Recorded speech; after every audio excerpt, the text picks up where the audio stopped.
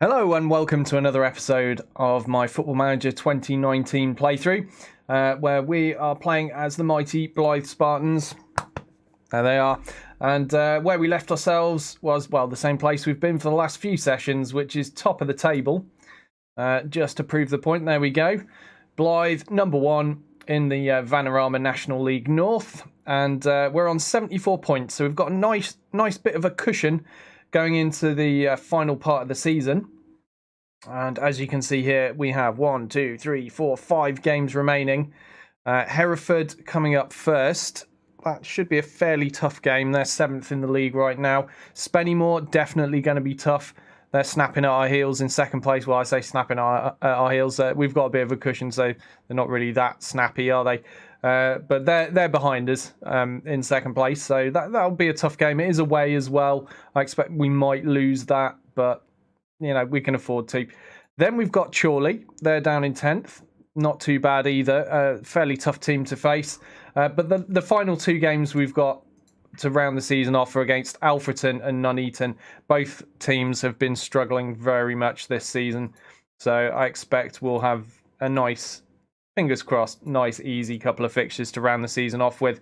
But we have many games to get on with before we reach those two. So one of the things I've done, I think I do at the end after I finished streaming last time, was I went through and sorted out a load of contracts because they kept coming up and I didn't want to make you sit through me going through contracts on stream. So I've done a load of negotiating, offered some contracts to my players, at least the ones that are willing to talk to me at this stage.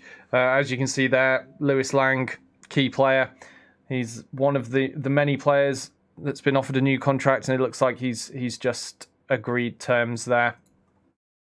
Kieran Green has resumed full training. That's good. He's been out. Nice to have the captain back. Well, man, this yeah, that's going to be tough. We're going to have to play Spennymoor just a couple of days after our match against Hereford, which is going to be tough. Tony McQuaid, the assistant manager, signed as well. Leighton Egan, good. Josh Dolling, good. We don't play him much, but he's actually done all right when he's been asked to fill in. I think he's worth keeping hold of as a substitute striker. He's got some decent key stats for this level of football. I like him. Callum Nicholas, yeah. Okay. Oh, yeah, Dan Maguire got banned. I've actually appealed that since it's Dan Maguire. But yeah, they've ruled that I did not have valid grounds for appeal and have upheld his ban. Damn. That's not good. Oh dear. So we're gonna have to play at least one game without him, possibly more. Did he get? I think he got sent off, didn't he? He got a red.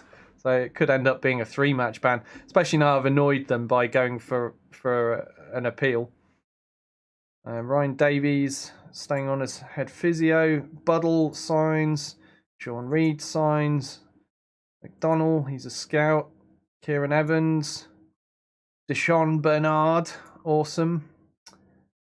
Miles Popple, he's a scout. Who's forcing a move away? Jack Butler. Yeah, he can jog on. I'm not really too fussed about keeping hold of him.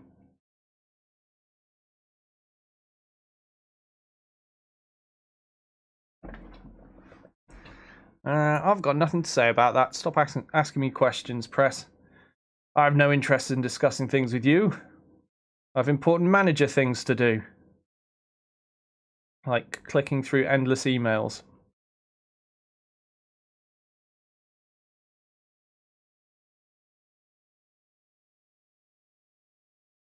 Doyle cagey with the media. Yeah, that's putting it lightly. Cabby. Who is this guy? Key player called Cabby. Where's he from? Bissau Guinean? Bissau Guinean. So he's from Guinea? Hold on. What is this country? I thought I knew all the countries. Apparently I don't. He speaks Portuguese.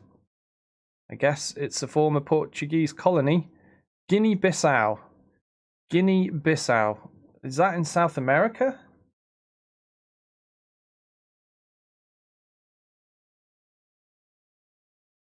How have I not heard of this country? They must be really tiny. I'm really sorry if you're from here. I'm sure you have a wonderful nation. I've just never heard of you. I'm normally pretty good with geography. I know a lot of places. Recognise most of the world flags. Don't know this one though. Wow. Oh well, learned something new. They've got a population of 1.61 million. Yeah, that's not very big, is it? But anyway, I was interested in the player initially. So what is he? Defensive midfielder, ball-winning midfielder, or centre midfielder, also ball-winning midfielder. So he's going to be a bit of a bruiser. He's left-footed, 28-year-old. He's got 3 international caps. Could be a decent player that's going to mess my day up in midfield. And I'll have to keep an eye on him. All right, James Turner, our data analyst, he's signed. Kieran Green, he's signed. Connor Oliver signed. G. Evans, he's a scout. Boston United's Ben Davies is on for an award. Okay, yeah, he probably deserves it. Look at those. Look at all the greenage. He looks like he could be pretty decent. Okay, training report. Yeah, praise training. Fine. Just want to get on with the match, to be honest. Luke Lyons, he's signed as well. He's decent. Hey, Catch, how you doing? He says, I'm from Guinea-Bissau and I'm deeply offended. I think you're lying. The other Guinea-Bissite is also furious. Oh dear. There's 1.6 million of them. They might come after you. You can't fight them all off. Alright, so I'm not too happy about this fixture being so close after the other one, but maybe if I'm lucky, good old Croft Park will end up being flooded as usual, and we might get a reprieve. Let's see.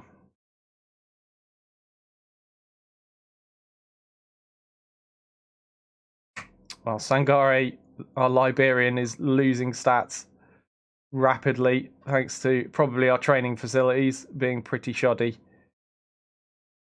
Free kicks 8. What's he? Free kicks 8.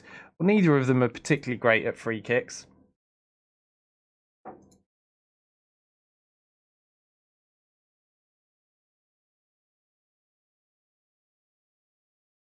They're listed. Fine. I'm leaving that. Ignoring the advice. Let's crack on. So we've got a home advantage giving us a slight edge. Good news. Blyth set record team and Vanarama North number of draws. Record for team and Vanarama North number of draws. So we've drawn 14 matches this season. And the existing record is 16. So we've not actually set the record yet, have we? Blyth may also have one eye on the Vanarama North record of 17 draws in the season. So, yeah, I don't think we're going to break these records because we're going to either win or lose these last games. No more draws. Well, Michael Liddell's on the verge of a record as well. So he's achieved 13 assists and the record is 15. That's definitely plausible. I think, what did we have? 5 more games to go. He could pull that off. I've got faith in him. Right, we need to respect Yan Songu. I don't know how to say his name. Sorry, Yan. I know where Cameroon is. I remember back when I was a kid, there was a particular international side for Cameroon that pulled off some amazing stuff in a World Cup. Never forget them. Right, Blyth trials finished. Right, okay. Who did I have on trial? I don't even remember these guys. He's a youth. He's a youth. Oh, right. So did we just have a load of youths on trial? Yeah, we did. I certainly didn't take these guys on trial. It must be head of the youth stuff. What do you call it? Youth development, whatever. Yeah, it must be that guy. He did it. Whatever his name is. I brought him into the club, gave him a job, immediately forgot his name. Just left him to get on with things. All right, let's do a quick bit of praising. Yes, well done, Michael Liddell. Break the record. Michael Woods refuses to talk to me. He won't even accept a bollocking from me. I can't even bollock him. He just walks away as soon as he sees me. That's fine, Michael Woods. You're leaving the club. I have no use for you. Right, the game is auto-saving. I guess that means the match is about to be upon us.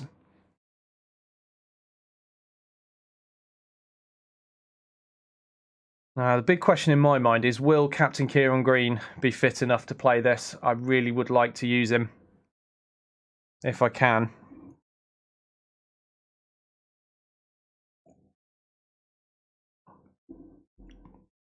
Although the guy I brought in on loan has been filling in nicely. What was his name? Elliot Holmes, is it?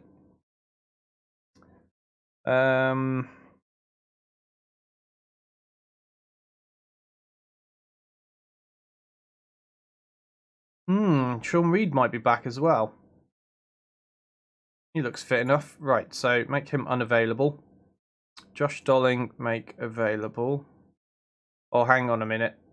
Hang on a minute before I do any of this. Let's just see. Because I need, yeah, Maguire's suspended, so I need Dolling.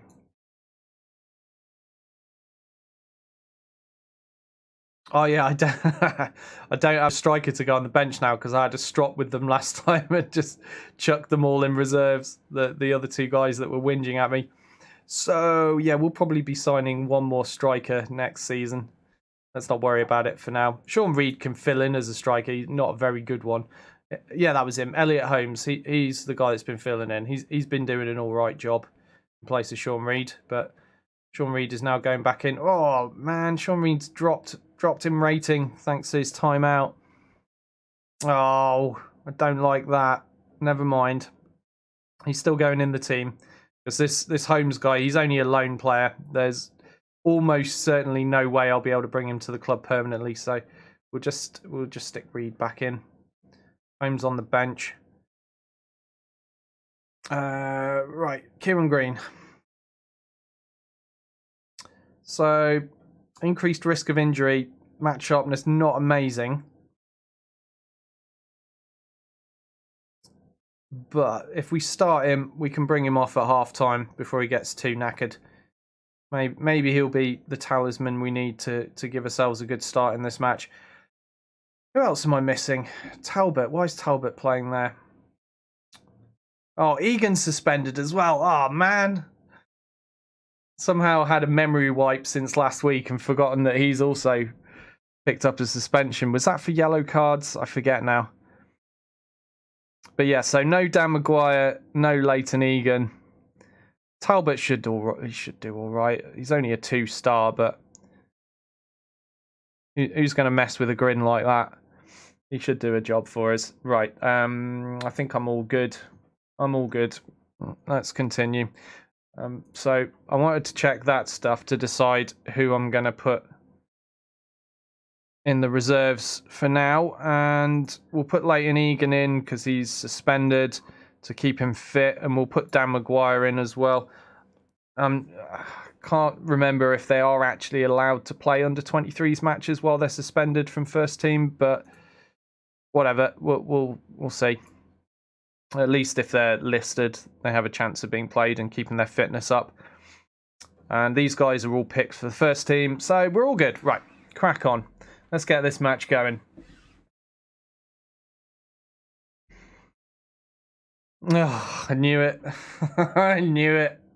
What did I say? He could get another 2 matches banned, and he has. So, yeah. That's Dan Maguire out for a total of 3 matches. I'm going to try appealing again because, you know, it's not going to do me any good. But it's certainly not going to do me any harm either. May as well try my luck, but I'm pretty sure he's just stuck with that ban now.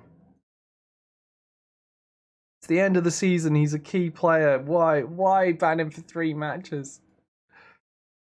Hold on. Let me have a look at the top scorers chart as well. Is this potentially going to rob him of being able to get top scorer in the league? We'll see on 20. Oh, see, he's only 1 goal behind Adam Boyes and Rueri Keating. So now he's out for 3 matches at the end of the season. That's going to screw his chances of being league top scorer. Bradley Fuster obviously was top scorer in the league in our first season. Not doing as well this season. But Dan Maguire had a shout at winning it this season. And that would have been back-to-back Blyth player followed by Blyth player being top scorer in the league. And we're going to be denied because I'm pretty sure Dan Maguire... Well, unless the guys ahead of him don't score anything in the next 3 games, which, let's face it, is pretty unlikely. They're probably going to score something in 3 matches.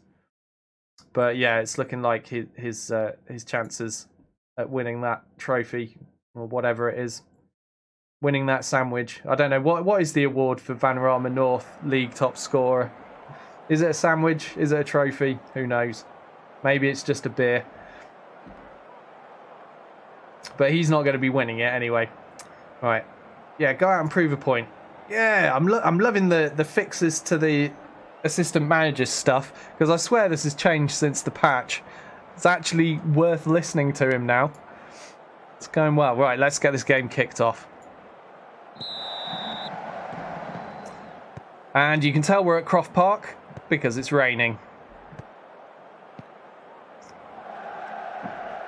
Bradley Fuster in the box. Oh, what was that, Bradley? That was not good. That was neither a shot nor a cross.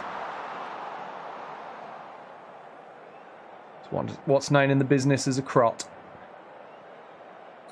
Right. Reckons we should play a short passing game. I'm not going to do that. Not in the rain. Not on our pitch condition. We're just going to try and go direct with it. And that's the kind of direct I like. Oh, Bradley Fuster lost control. Oh, no!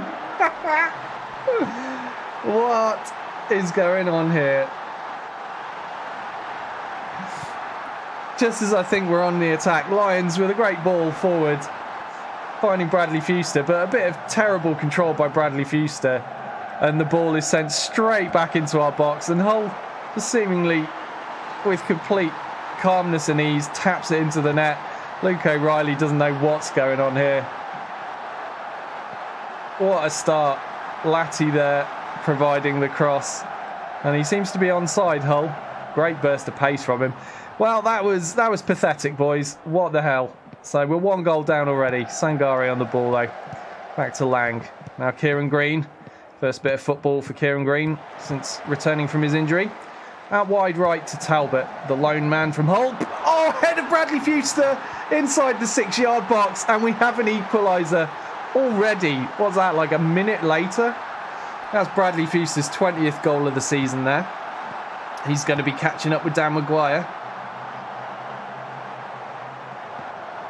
And lovely cross by Talbot. Bradley Fuster just on the 6-yard box line with a sweet little header, putting it past Hereford's goalie. And we have equalised. And I'm going to keep demanding more. Oof. Well, that could have been a goal, couldn't it? Luckily, there were so many bodies in the way that it didn't get through. It's not over yet. Oh, there's that cabbie guy we've got to keep an eye on. The, yeah, where was it? Guinea-Bissau guy?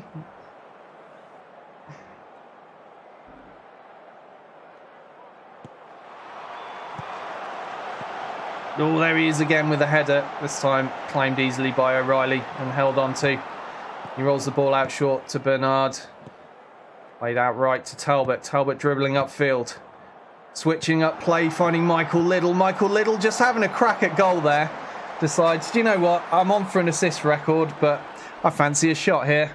I wish he had gone for a cross because that was quite a weak shot, unfortunately. Liddell with the corner now.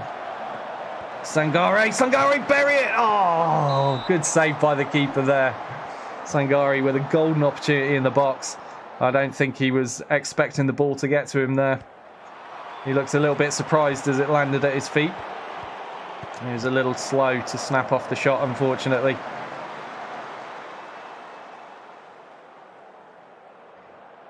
Lang's been error prone. Oh, he's playing a 6.4. It's not good.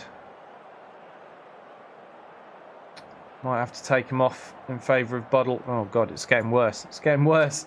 Oh, no. It's dropped to a 6.3 now. Well, to be fair, a lot of my team are playing terribly. We'll carry on. It's almost half-time. Kieran Green with a cross. Oh, that wasn't a bad cross. He found Lang. Lang failed to finish it. It was at least on target, though. We did, of course, last session switch up. Oh! We switched up our corner-taking strategy, and it seems to be paying off. We've just got a goal there, and at least the ball looks to be going to a green and white shirt.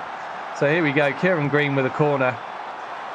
Sangare, and it was blocked by a man from Hereford, and Josh Dolling picking up the rebound there and making sure it ended up in the net, but very nearly could have been a goal for Sangare as well. But it was closed down by the Hereford defence. But they couldn't stop the rebound, and we have taken the lead. It's now 2-1, and we've not even hit half-time yet. We're now in added time, which will be extended a little bit thanks to the goal. But quite an exciting match. Let's give them some praise just before the whistle. I'm very pleased to have turned around the game after conceding in the 11th minute from a Scott Hull effort. We have managed to turn things around. So it's 4 minutes later. Bradley Fuster got the equaliser. And then Josh Dolling just before half-time, giving us the lead. So they're expected to prove a point. Yeah, let's go with that. Yeah, it's all working. It's all working. It's good. And the sun is out now. A rare event at Croft Park for the second half of this match between Blyth Spartans and Hereford. And that'll be a free kick to Blyth. Nothing going to come of that. Doesn't look like it. Team looking nice and motivated here. I must remember, who was it? Was it Reed or Green? One of my players was really struggling for fitness levels. They're looking all right at the moment, though. Oh, cracking shot there from Bradley Fuster, but stopped by the keeper, denying him a goal. And I'm sure Bradley Fuster will be looking for at least one more goal out of this match, particularly while his strike partner Dan Maguire is out of action due to the suspension. He'll certainly want to be closing the gap on his goal tally. Oh, Hull there, very nearly grabbing a second goal for himself and for Hereford. Luckily just kept out by Luke O'Reilly. He's got reflexes like a cat, that man. He's saved us from conceding many a goal this season. He's possibly the signing that I'm most pleased with this season. He has been quite a revelation for Blyth Spartans in goal. Although Sangare's been pretty good as well, to give him his dues. He had a rocky start picking up suspensions from red and yellow cards, but seems to have settled in quite nicely now. Decent cross there from Talbot. Tried to find Bradley Fuster, found him, but Bradley Fuster didn't find the goal. But not a bad effort between the two of them. Let's go for a demand more. It looks like Hereford are willing to shoot from anywhere now. They're getting desperate, as we are in the last 12 minutes of normal time. Oh, is that rain I see picking up again? Yeah. Oh, and Hull takes the ball away, and he's through. Can he be closed down before he gets a shot away? Not quite, but it was a terrible shot. So relief for me and the Spartan fans there. We don't want to allow an equaliser in the dying minutes of this game. Lang and Lyons just playing the ball between each other. Now Lyons back to O'Reilly, who plays it short to Bernard, who plays it long, looking for Josh Dolling. Doesn't find him, but Sangare picks the ball up in midfield, plays it forward for Bradley Fuster. Hits it first time to Michael Liddell. Liddell with the cross, finding Talbot. Talbot put back into the middle. Just about finds Dolling. Back to Talbot, who takes a shot, and the ball is tipped over the net by Allenson. And that will be a corner to Blyth. Michael Liddell steps up to take it. Finding Josh Dolling there, but tipped out. And it's actually gone for a throw-in from that manoeuvre. Michael Liddell to take.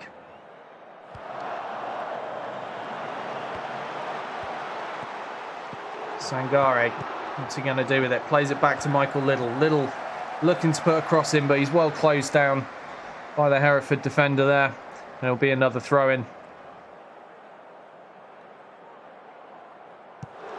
Terrible throwing from Michael Liddell. Oh dear. Let's go for a concentrate for the last couple of minutes of the game. We don't want to be conceding at this stage. Deshaun Bernard there, intercepting that attempted cross. O'Reilly clearing the ball upfield towards Bradley Fuster. And now Goodman in possession for Hereford. Goes for the same strategy of smash the ball towards the opposition's goal and hope someone gets on the end of it. Oh, dangerous stuff there, but kept out well by the Blyth defence. And now Captain Kieran Green playing the long ball, looking for Josh Dolling, but doesn't find him. The long ball being a little bit too long there.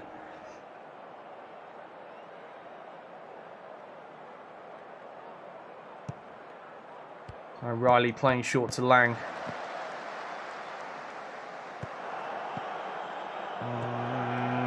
This is nervy stuff as we are in the final minute of added time. Oh no! Oh, my life flashed before my eyes there, or at least my manager's football career. I thought White was going to score that. How he didn't, I don't know. That was an absolute sitter. And right now, Hereford should be all square at 2-2 after that opportunity. Can't believe we kept that out of the goal. Unbelievable. They've got a corner. The whistle's about to go any moment. Let's hope this doesn't end up in the net. And there it is. We can breathe. Whew. Well, interesting match. I ended up not making any substitutes. I was thinking of taking Lang off because he was having an awful game. It looks like, yeah, he made 5 mistakes in the end. Only finished on a 6.4. I perhaps should have taken him off. Same with Sean Reid as well, but their fitness levels were looking fine, so I thought, screw it, we'll leave him. And we got away with it. What am I going to say after that? Well done, good win. Pretend that it was better than it was, just in the name of giving them a bit of a morale boost. If that's how we're doing against 7th place at home, I fear we're going to really struggle against 2nd place away. So we've got a 5-point lead though. So even if they beat us, we will still be top of the table. It's just going to make things a little bit tight for the rest of the season if we do lose that match. We have guaranteed ourselves a playoff place now, which is nice to know, but I'm not looking for playoffs this season. Not after last season. Not after making it all the way to the finals and then losing 1-0 to York. I don't want to go through playoffs. I want automatic promotion, and there is only one spot in this division that guarantees you automatic promotion, and that is to win the league. So that's what I want to do.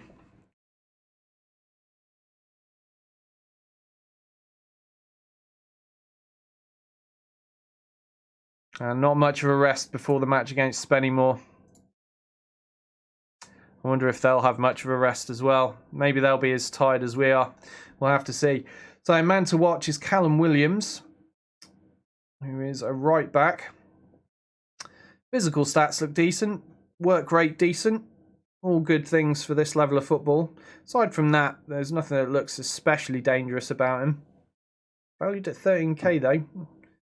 23 years old, and he's on 400 quid a week. Not bad for a right back at this level.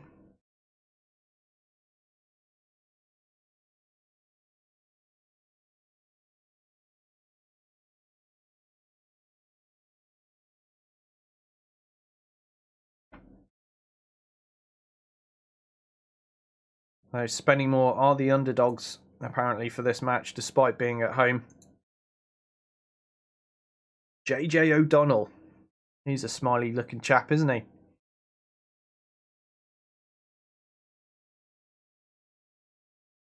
Yeah, Adam Boyes I'm kind of scared of, though.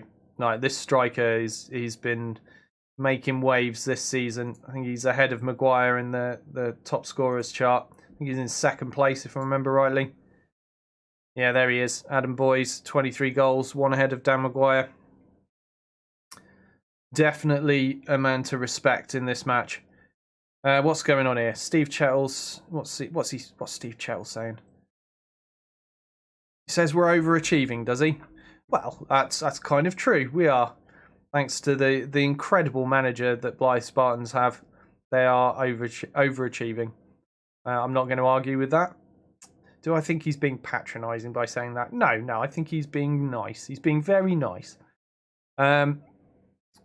Yeah, okay, yep. Let's go with that. I don't think so. I'd like to think he was being genuine. We've been doing incredibly well lately, and the lads deserve all the plaudits they're getting, as far as I'm concerned, because it might not last too much longer. Or maybe I shouldn't. Maybe I shouldn't do the team down like that. Let's have a look at this one. Not at all. I took his comments in the complimentary way they were intended. I disagree that we're overachieving, though. We've got a very talented bunch of players here, and I'm confident they can maintain this level of performance for a long time yet. Yeah, let's go assertively and lie through our teeth and say that. Steve Chettle seems a bit blasé about the importance of the upcoming match. Why am I getting asked all the questions? Where's my assistant manager? He's supposed to be answering this. Hate dealing with the press. Yeah,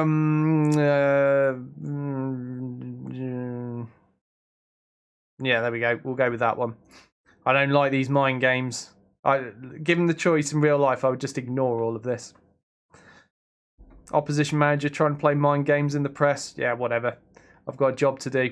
No time for messing about with that silliness. But the game's making me answer it. I mean, I could have always stormed out, but it worries me that that'll have a negative effect on the team. I don't really want to upset the squad dynamics or the team harmony or whatever going into this match.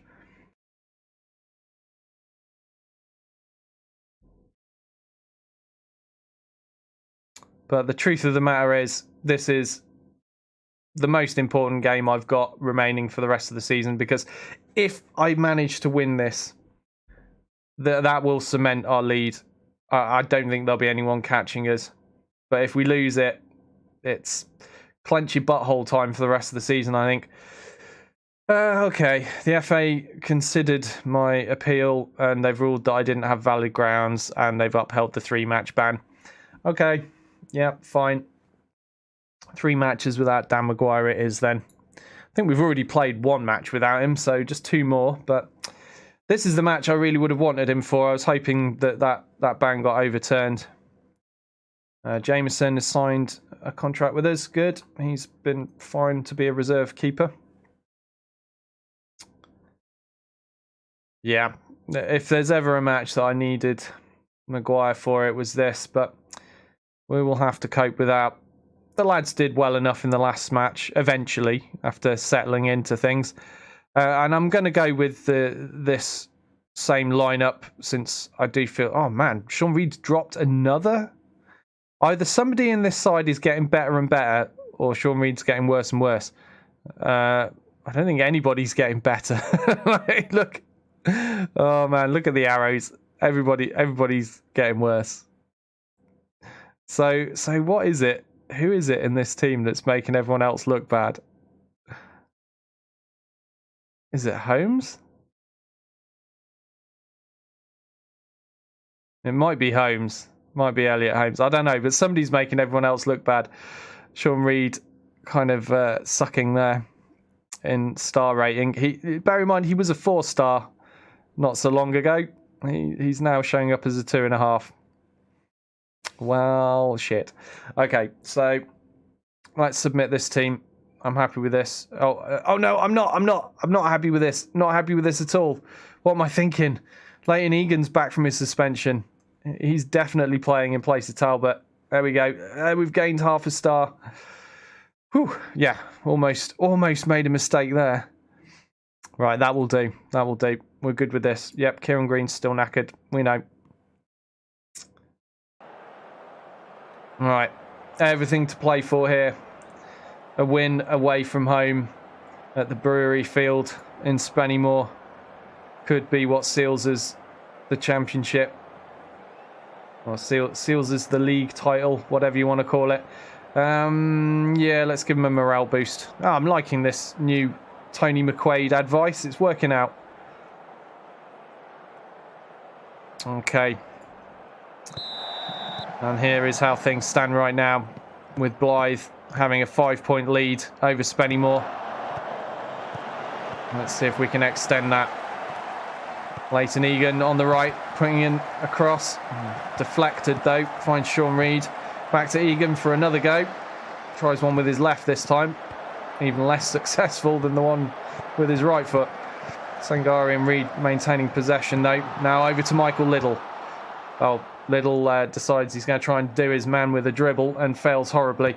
And now it's a corner to Spennymoor. Oh, danger, danger, danger, danger. Oh. Hodge with the long shot there from outside the 18-yard box and tapped out by Luke O'Reilly. O'Donnell now taking another corner. Finds the head of Arthur. Comes out to Hodge. Hodge is in space. Plays it out wide to O'Donnell. Back to Hodge. Close him down, lads. Oh, finds the head of Boys, and that could have been a goal very early on for Spennymoor. Thankfully, he put it over the bar. And the highlights are going all Spennymoor's way at the moment. This is nervous times for the Spartans. I've gone for my classic demand more. See if we can get a highlight. Here we go. Michael Liddell with a throw into Bradley Fuster. Back to Liddell. Liddell losing possession. Oh man, he's already looking like he's having a bad game. Lang though with the cross into the box. It falls to Sean Reed, who has a crack at goal, but he skies it. At least we had a highlight though. That's promising. Okay, Spennymoor are looking overwhelmed by their manager's feedback. Hopefully we can take advantage here. Let's go for a demand more. Come on, boys, don't get overwhelmed. And they are actually looking a little bit fitter than my team. Sean Reed picking up a card. Oh no, it's another highlight for Spennymoor. Oh man, why do I feel a goal on the cards for Spennymoor here? Oh, I'm going to have to pause it there because the ball seemed to stay out of the net only by mere virtue of the fact it hit Luke O'Reilly, and I don't think he knew what was going on.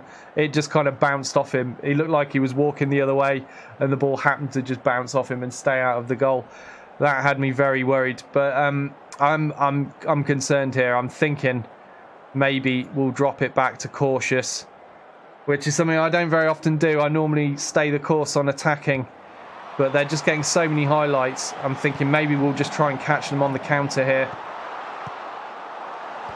Oh, too late. Before it had time to kick in, really. They've scored a goal, but it's been disallowed. Adam Boyes was offside. Let's see that again. Oh, yes. Oh, yeah, there's two players offside there. What a relief that is. What a relief. And a reprieve there for Blyth. But this game is looking all Spennymoor's at the moment. And again, they have another highlight. Hodge this time with the free kick.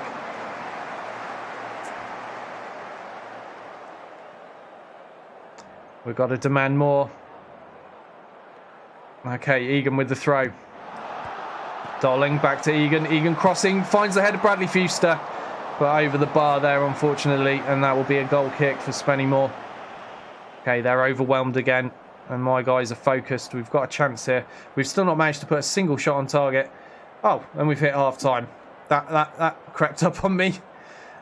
Didn't expect that so quickly. Well, I'm not going to take the assistant's advice here because I'm going to go with the aggressive half-time bollocking. Because I think we need to put some life in the side. We're going to switch back to attacking just for a while as we start this second half, just in case the half-time team talk manages to jump the boys into life.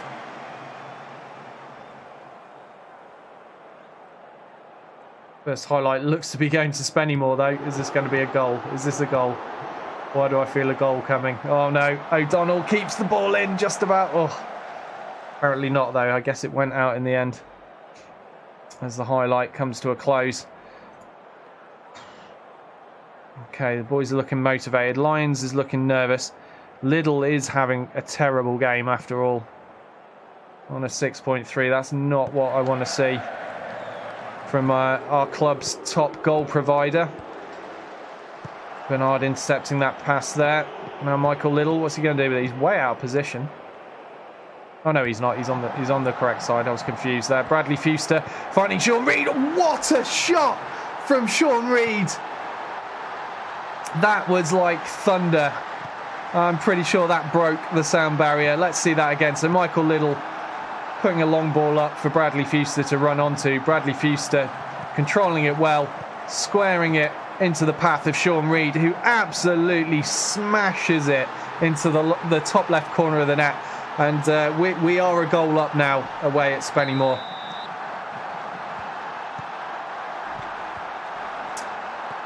Maybe the tide will turn. Maybe. Spennymoor have had a lot of highlights though, and I still feel there's a goal in them, and they certainly deserve one, the chances they've had. As once again, Blyth defence hacks away another opportunity for Spennymoor, and O'Donnell taking the corner. Green intercepting that and putting it out safely for a throw-in. Gonna go for another demand more. Oh, Arthur blocked. The shot is blocked.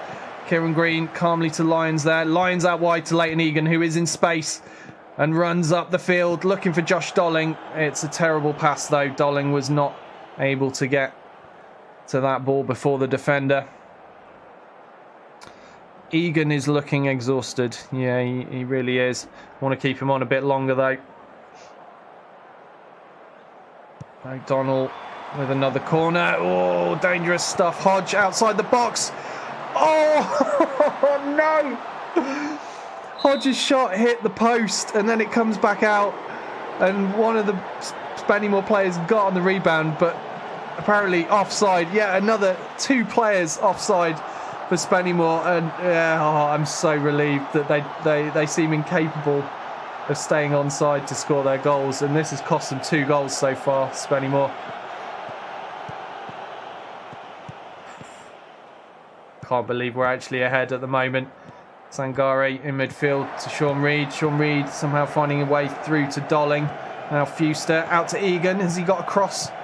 He's put a cross in, but it's poor. But oh, the clearance was also poor. And the ball fell to Sean Reid. Already scored 1 goal this match, but failed to keep his shot low enough this time to find the net. And it went over the bar.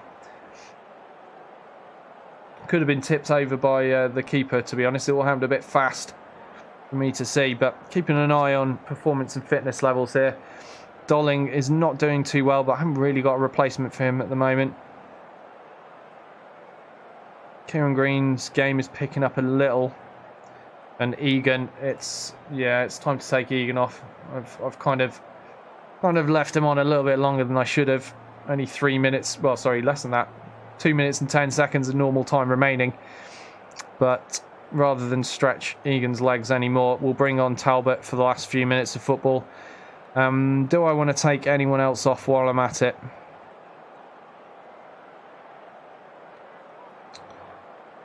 I could take Green off in favour of Oliver, just get some fresh legs on in midfield as well. Okay, they're both looking happy.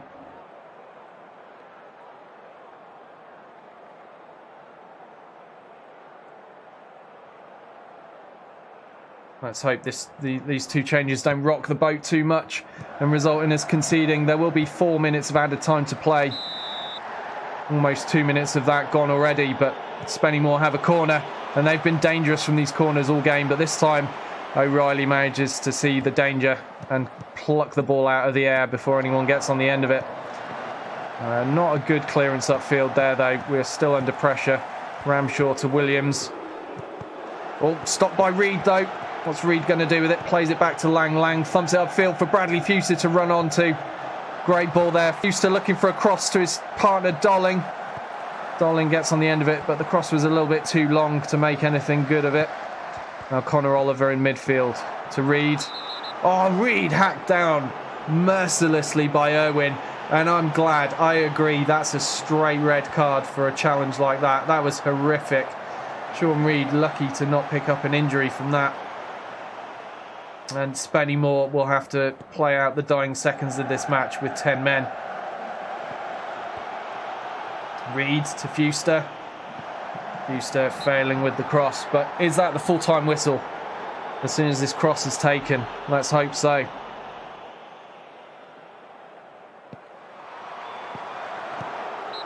And there it is. And we win the match and we extend our lead at the top of the table. I hate to say it and jinx myself, but it is looking like the title is in the bag after winning that game.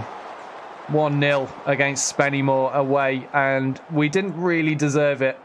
I've got to be honest, we didn't really deserve that win. 3 shots on target. We did not play so well, but we were fielding a pretty tired team. after only playing a match 2 days ago. And somehow luck was on our side and we scraped our way through that. So, well done, lads. That was a good win. Let's continue lying to them for the sake of their self-esteem. Well, to be honest, I mean, the team didn't perform well and we were lucky to win, but it was a good win for the club. That was a vital win for the club. So we now have a glorious 8-point lead at the top of the table. What could possibly go wrong now? Spennymoor secure a playoff spot.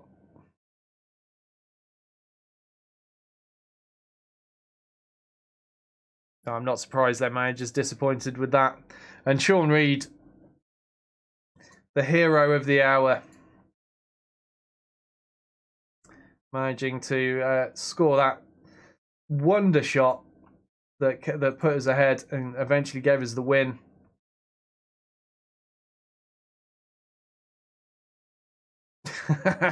Yeah, of course, Spennymoor having 2 goals disallowed for offside. Got to be gutted by that, haven't you? Steve Chettle seems to have very little interest in ending this recent spat with you. How do you feel about his latest comments? I haven't even read his latest comments. What did he say? The result hurts all the more given it was at the hands of Doyle. His comments about me before the match were very small time, and I can't wait to get a bit of revenge on him next time around. Oh really? Oh really, Steve? Is that right? Yeah, we'll go with I think Steve is just annoyed about the result. I've got no problem at all with him. Whatever. I don't care about the politics, just the results.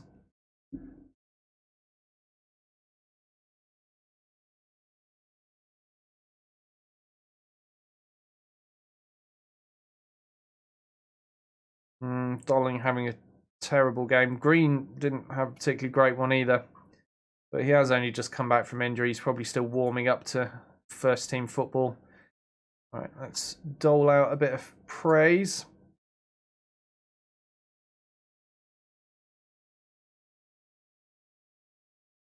And on to the next game, which is Chorley. So far, 5 games remained in the season at the start of this session. We have played 2, and we have won 2. I'm just having a... Yeah, we did definitely. It's like, did I actually beat Hereford? I can't remember now, even though it was only 2 games ago. Yes, we have played 2 and won 2. And they are the 2 toughest games of this fixture list of 5 matches. But Chorley are still to come, and they are also a tough team. So this is now the last tough game of the season for me. The remaining 2 are against struggling, relegation-threatened sides. Oh, here we go. How's Nexus doing? He's training well. Look at those stats going up. Nice. Let's praise Nexus. Good job, Nexus. Well done. Nope. Not buying an under-18s coach in. Can't afford more wages. Well, not unless he's willing to work for, like, tea and biscuits or something like that. Maybe I could hire him for that, but I doubt he will.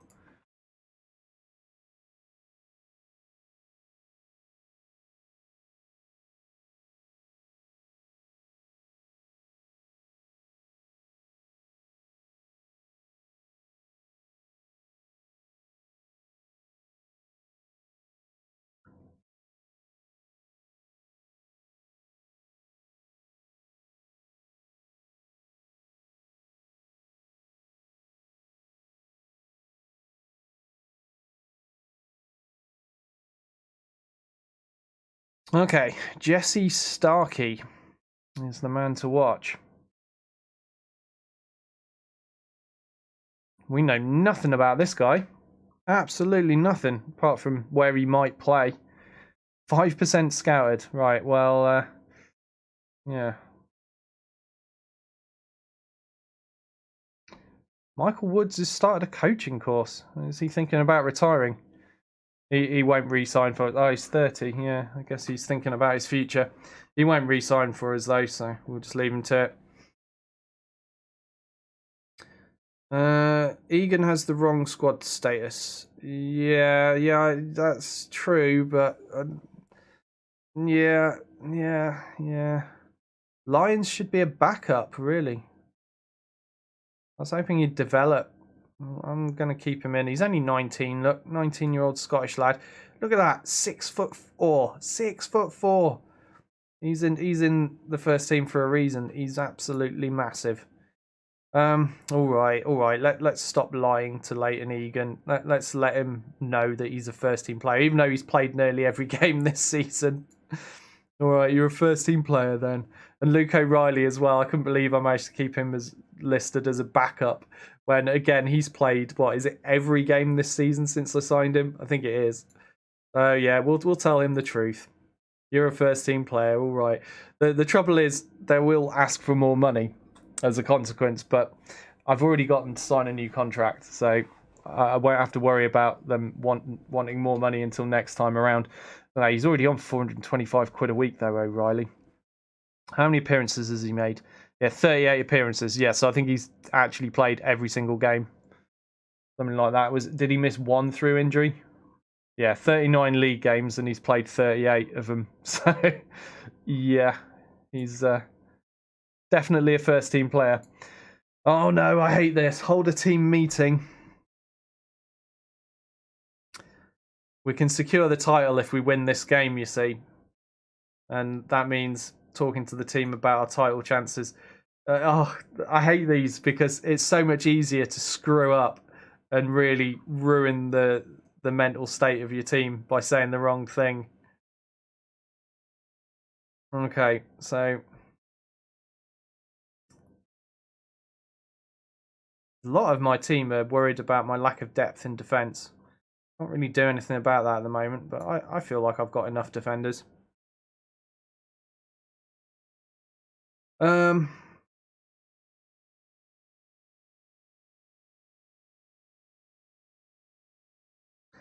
Well, I've got a choice of 4 things. We've put ourselves in a position to win the title, which was expected of us with victory in our next match. Go out there and get it wrapped up at the first opportunity.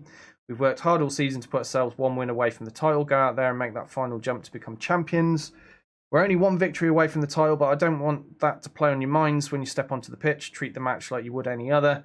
It's an amazing achievement to put ourselves within 1 win of the title. I'm proud of your achievements this season. Right, let's go for calm. And I'm going to say we're only 1 victory away from the title, but I don't want that to play on your minds, blah, blah, blah. Because low-level footballers are not known for having the best mental strength. I reckon this is the least gamble. Oh, man. Please don't react badly to this, lads. Oh, relief. Relief. Okay. So Connor Oliver says, I agree, we need to focus on the match itself rather than getting distracted by any thoughts of winning the title. And all of this green stuff, that means they've reacted well to it. Whew. Nobody is in the red box. There is no red box here. Okay, so assertive. And yeah, that's exactly the sort of reaction I was after. Whew, we managed to get through it. We didn't screw up the team meeting. Relief. Right, what's this? Vanarama National League North Player of the Season Award. Okay, let's put our vote in. So, who's up for it from my team? We've got Michael Liddell, Mohamed Sangari, and Dan Maguire. I can't believe Luke O'Reilly's not in this list, you know. Luke O'Reilly has done an amazing job in goal all season. I'm absolutely gobsmacked that he didn't make the list. But let's have a look at average ratings. Who's best out of average ratings? Brad Maslin-Jones. I might actually scout him. Let's get a scout report, because he seems pretty good. Adam Boyes, I think he's already on my shortlist, judging from the red text there. I can't vote for Adam Boyes, though. Too much of a rival. Can't vote for him. Ben Davies as well, looking pretty good. Obviously, I'm not allowed to vote for my own players. What about this Ruari Keating? He scored 23 goals. Playing for Southport and 5 assists. 4 player of the matches. Do you know what? I think I'm going to vote for him. Mostly because I'm not sure how to say his first name. And I feel like if I vote for him, maybe he'll forgive me for butchering his name over and over. There we go. There's a vote. Okay, Blyth are touted as comfortable favourites here.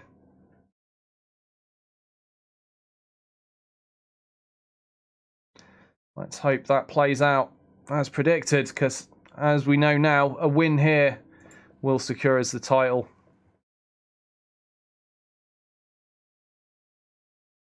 Just going to do some praising quickly. I don't know how worth doing this is, but I think it is worth doing, just because if you can keep their morale up and keep them wanting to work hard in training, how can that possibly be a bad thing, right? So, yeah, that's all done.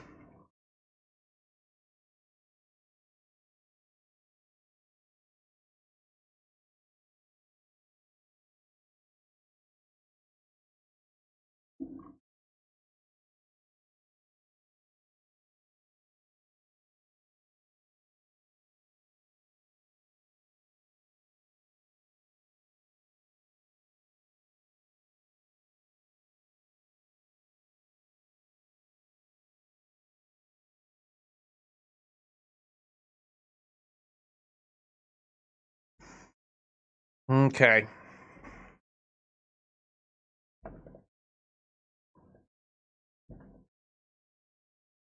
All the pressure is on now. All right, Egan, unavailable, please. Anyone else I want to make unavailable? Nope, happy with this.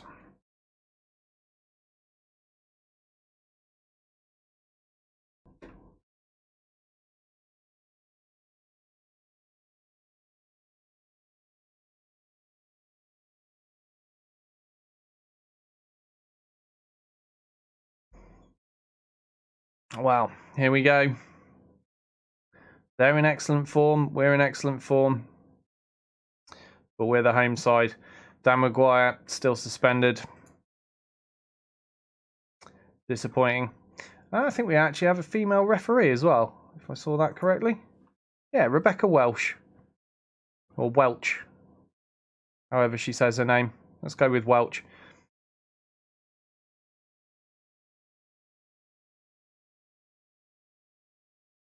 Okay, and I think we are good to go.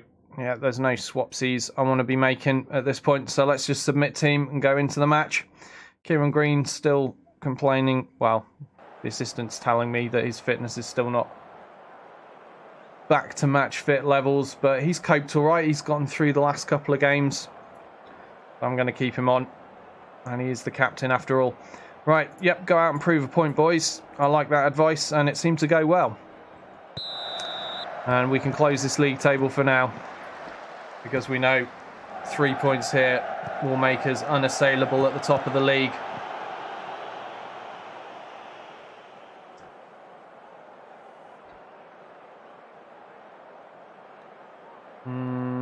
Let's get a demand more in. Oh, dangerous looking free kick there from Blakeman. Not dangerous enough to score a goal though. Team focused after the feedback, but look at these stats. It's looking pretty terrible for us. I told them to relax and just play a normal game in the team talk, but looks like perhaps the pressure's getting to the boys. Demand more again. Oh, well saved by O'Reilly there. I mean, I was convinced that was going in, but the man at the back stretched out and got a hand on that to keep it out of his net. And it's all highlights for Chorley at the moment. And it saves like that from Luke O'Reilly is why I think he should have been in the list for player of the season. Oh, Bradley Fuster! Oh, what a bit of play there. Fantastic cross from Leighton Egan. There we go. And what a run as well. He made some distance there.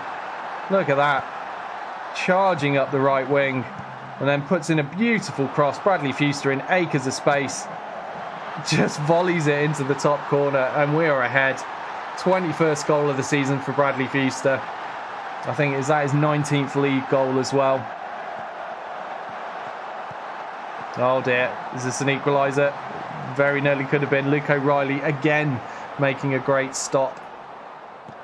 Let's demand more. Oh, I knew they had a goal in them. Newbie providing for Chorley there. And it's hard to begrudge them that. They definitely deserved one. They've been keeping us under pressure. Starkey with the throw to Aniston. Back to Starkey. Cross, finding Newby. Defender just caught napping there. Not marking him close enough, and Newby guiding it home. Good effort from Chorley. Poor effort from Blyth. And that is an equaliser as we approach half-time. Again, a reminder, we really do need a win. And we seal the deal on the title. Oh, what's going on here?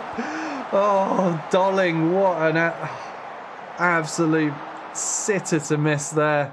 He did well to charge down the keeper and catch him napping, but we needed a goal there.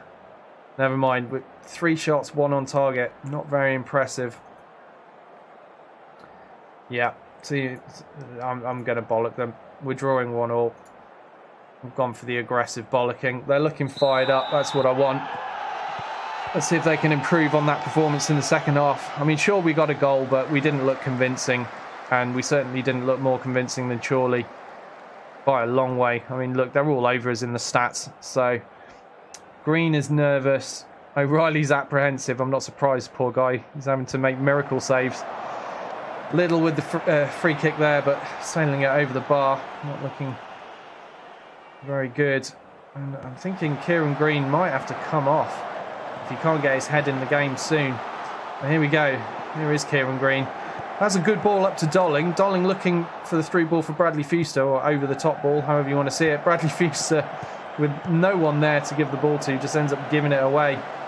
That is unfortunate.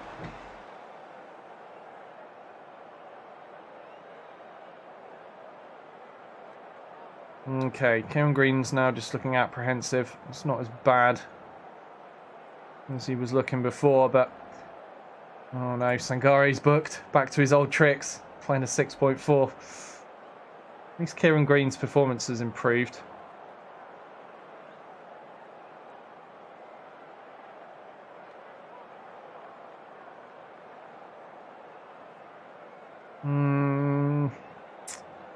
Don't really want to make any changes. I'm just kind of hoping that the lads get their stuff together and start playing better if I just keep screaming at them from the sidelines. 10 minutes remaining. I mean, I'm fine with taking a draw, to be honest. I've still got 2 more matches left. I've got a good lead in the league, and the 2 teams I've got left to play are pretty bad. I just need to not lose here, to be honest. A draw will be fine, but obviously it'd be nice if we got the win and sealed the deal already. Kieran Green, that was a pretty bad tackle. I don't know how he got away without a yellow there, but we'll take that. I'm not going to question the ref. She's very kindly given us a let-off. Oh, no. Oh, no. Alex Newby with goal number 2 for Chorley. And we're in trouble here. Starkey again involved in the move, setting up Newby. And he's in so much space there. And again, it's a cracking effort. Certainly no criticism of O'Reilly there. Right, so we still have a 5-point lead over Spennymoor if things end as they are. But since the match is nearly over and we're a goal down, I'm just going to go very attacking. We'll go all out. And we'll go push forward. We'll just go for broke here because, you know, as things stand, we've lost the game. We can only lose it by 1 or 2 more goals in this amount of time. A loss is a loss. We may as well try and push for everything we can just to grab 1 more goal and equalise before the whistle goes. Bradley Fuster with a long shot attempt there, but it wasn't good. It was high and wide, unfortunately. I'm wondering about taking Sangare off at this point. Put some fresh legs on for one last little burst of energy. Get Elliot Holmes in. Anyone else I want to take off? Half the team, to be honest. Everyone's playing badly, but we'll leave it at that. Go and make the difference, Holmes. You can do it.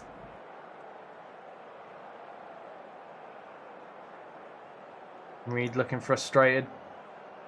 I don't blame him. I'm pretty frustrated here. We've had a terrible game.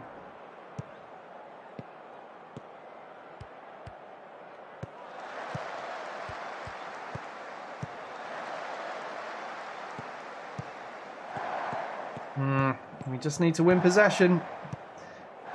Just over a minute remaining of added time, and it doesn't look like we are going to get that equaliser. As Chorley are keeping the ball well.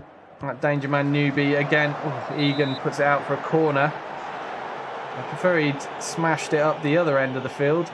But never mind. Egan with the header away there, but only as far as Starkey. And that's got to be the whistle now as the highlight ends. Probably making a substitution, but yeah, there it is. I was going to say, I can't see this game going on any longer. And we have lost, unfortunately. The pressure once again getting to the Blyth Spartans team just when they're this close to winning the league. Every time they get close, they have to bottle it, don't they? And they have once more there. But it's all right. It's not over yet. Like, as long as we don't lose our next 2 games, I'm pretty sure we can beat Alfreton at home and Nuneaton for the last 2 games of the season. And we're still sitting on a 5-point lead. So Spennymoor can't afford to slip up either. And it looks like they've got another win here against Guiseley. 3-2 away win to close the gap by 3 points. But it will take them more than that. And yeah, that I wouldn't really call that a disappointing collapse, to be honest. I call that a disappointing game. In general, we never really got properly going in spite of scoring a goal.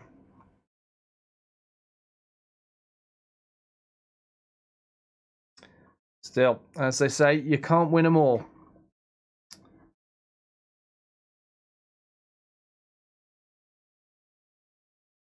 So we've got a nice full week to recover and rest up before we have to play Alfreton, which is great. At least I know I'll be playing them on fresh legs. And I should be able to put out the A-team. Dan Maguire should be back from his suspension as well. I think that was his 3rd match out, just gone. Who knows how that match might have finished if Maguire had been on the field.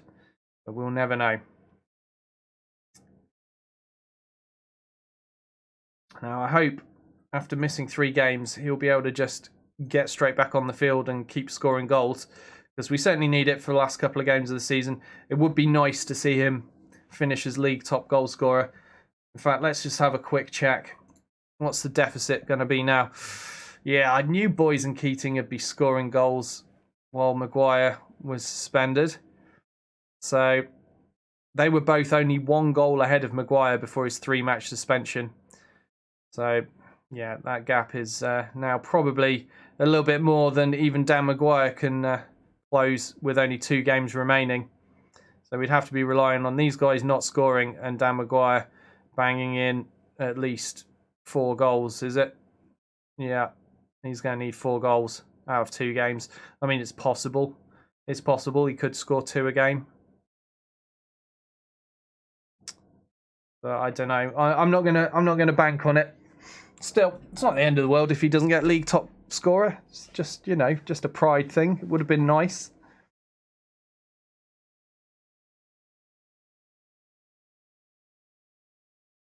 The more important accolade is, of course, just straight up winning the league. And at the moment, we are on course for that, as long as we don't screw up the final 2 games of the season.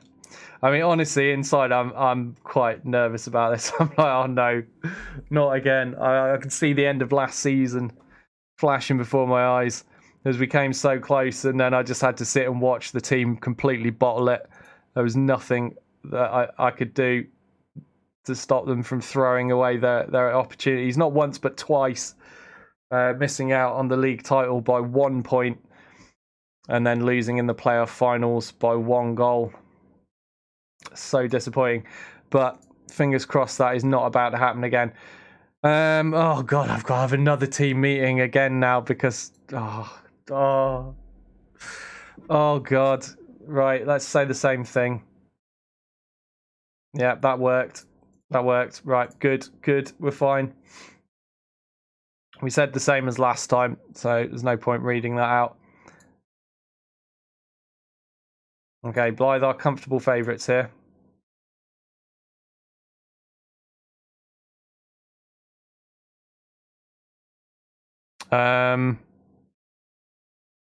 I thought I offered Sangari a new contract. Oh no, hold on a minute. He's already contracted for another year. And I'm only paying him £110 a week. Scrooge McScrooge to the max. Yeah, I should probably offer him a better contract, shouldn't I?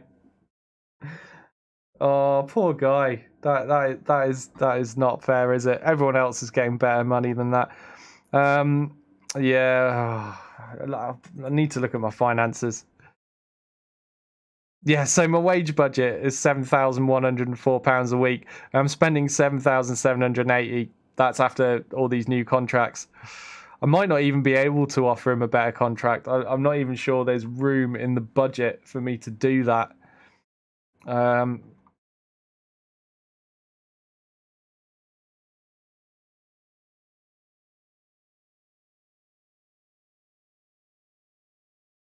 Oh, wow. We discussed the issue with him. He's like, yeah, don't worry about it for now. Okay, I won't worry about it for now. I've got no money. Let's move on. Close the door behind you. See you later, Sangari. Well done, lad. Keep up the good performances. What's going on? Kevin Cooper is expressing concern about the playing surface. Yeah, I don't know why he's getting so hung up on it, really. It's the same for both sides. Quit dissing my stadium, man. I can't afford to do anything about it. Look, yes, we play in a swampy bog that frequently floods. I'm aware of this. I can't do anything about it, though. All right, let's have a look at this guy. Who was he? Oh, yeah, we were checking him out, weren't we? Because he was, he was the, what do you call it, key player for Hednesford. He doesn't look terrible, but he doesn't look amazing either. Still, good physical stats, and these ones are good mental stats for defenders.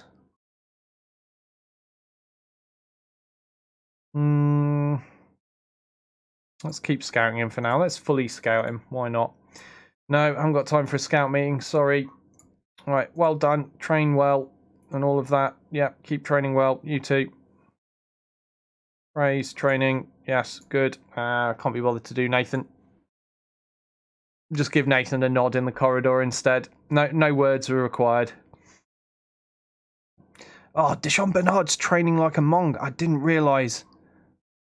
Oh, I should have given him an ear bashing. I don't want. He's one of my first team players. I don't want him out of the side or losing loads of stats. I should have given him a mouthful, but I guess he'll get away with it for now.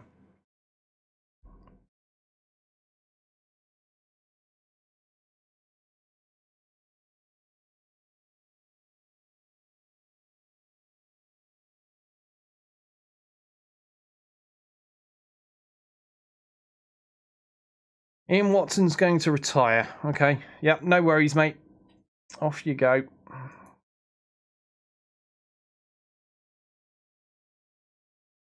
Yep. Talbot needs to go back into the reserves just to keep his fitness levels up. And who's Lilly? Derek Lilly. Well done, whoever you are. You're doing great. Keep playing that youth football and stuff. Right. So here we go. Alfreton Town.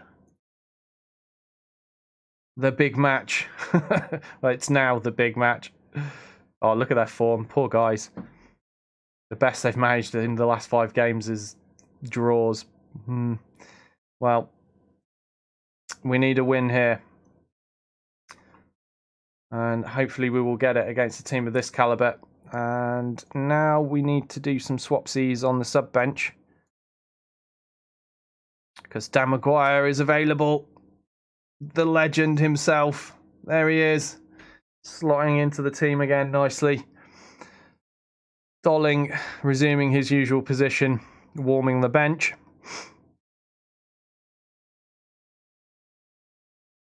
Kind of tempted to give Holmes a game. Because Sean Reid's form... well, actually, the game before he scored a wonder goal, didn't he? No, sorry, Sean Reid. Sorry for doubting you. You can stay on.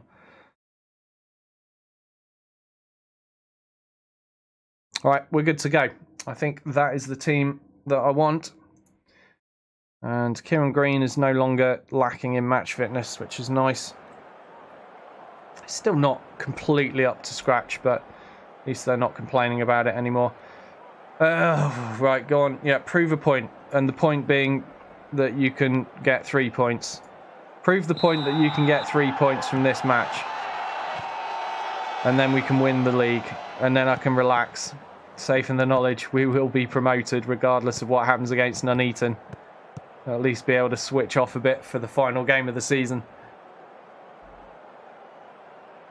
I don't want to have to go through playoffs. That I really am adamant that I want to avoid. All right, let's demand more. 8 minutes of football played and not a single shot has been had for Blyth. And it looks like Alfreton are all over us here. What is going on?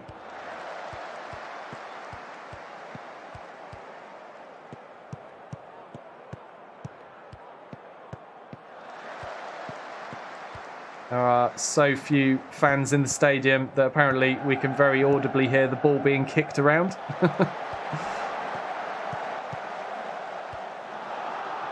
Oh. Right, Sangari with a free kick. Come on, Sangari. Oh. Look, you want a pay rise, mate. You're going to have to start scoring some of those.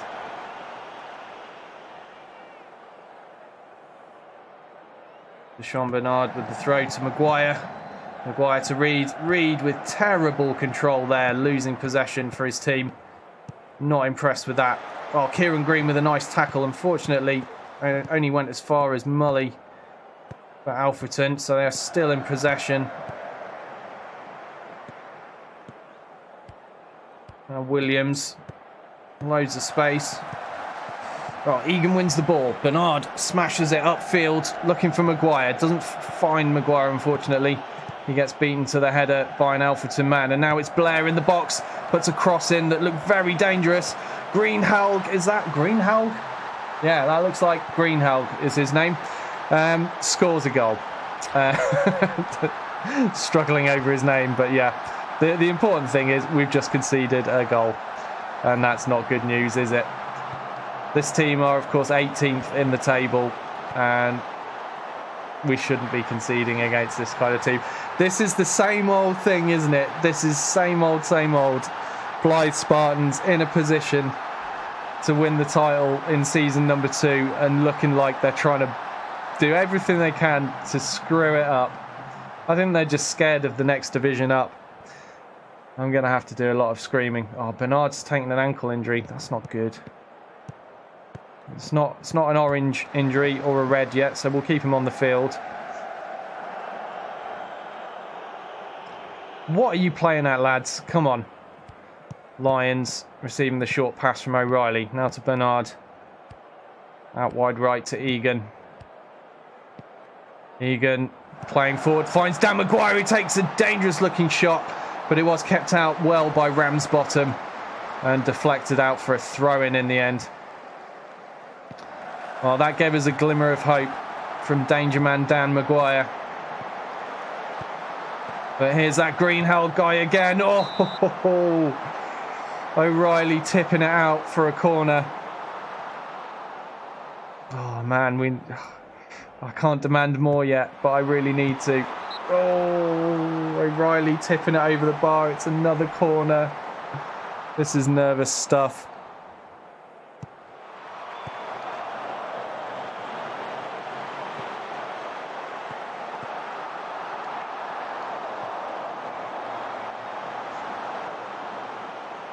Kalambai with the shot there, but it went well wide of the mark. Let's hope he takes more shots like that, because can't afford to concede another goal. We're approaching half time and we've got a hill to climb. And it looks like we're going to have to do that in the second half as the whistle's about to go for half time. And I can't really see a goal in us at the minute. Oh, here we go. Little with a free kick. Ooh, just wide of the post. Needs to do better than that. Well, if we lose this game, it's looking like Spennymoor are going to close the gap to 2 points.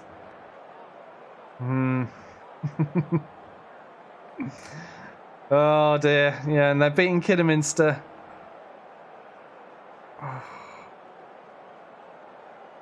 This is disastrous. This is absolutely disastrous. Right, aggressive. Yeah, where's your passion? Bunch of idiots. I can just see it now. Like we've held the top spot for so long, and just right at the end, it's looking like we're throwing it away. I could just see it that this result is going to stand. Spennymoor are going to win their game, and then we'll both have one more game to play. They'll win theirs, and I'll lose mine, and then it's all over. I can't believe it. I can't believe this. Show some passion, you muppets. Come on. Oh, they're fired up by that, but it's still another highlight to Alfreton. Come on, win possession. Tackle, look like you want it. Come on, Maguire. Use that pace. He's got to the ball first. What's he going to do with it? Plays it to Bradley Fuster. Can Bradley beat the man? No, it's a good tackle by Clackstone, but it only goes as far as Michael Liddell. Liddell with the cross. Almost finding Dan Maguire. Goes to Leighton Egan. Into the box there. Comes back out to Green. Green setting up Sangari. Sangari across to Michael Liddell. Michael Liddell losing possession to Clackstone. Clackstone, the saviour there. That man playing a 7.1 for his team at the back. Really saving them twice over, I feel.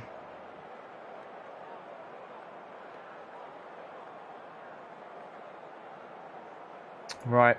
We're going to have to make some substitutions here. So, Reed, you're going to have to come off. Elliot Holmes is going on. And Lyons playing a 6.4 in central defence and on a yellow card. Only a crazy man would leave him on under those conditions. All right, let's swap Buddle and Bernard around. And we'll go with that. Okay, come on, make the difference, lads. It's a double substitution. Oh, man, we at least need a draw.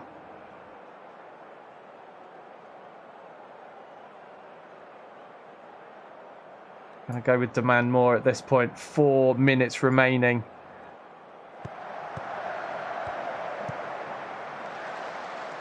Oh, I'm going to have to go very attacking again, aren't I? I'm going to have to go for broke once more. And this match is almost over, and we're down 1-0 to a team sitting 18th in the table as things stood before this match started.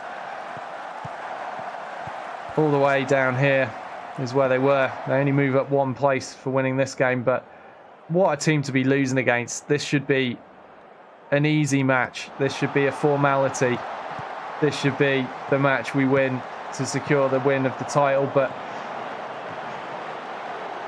not looking like it's going our way, is it?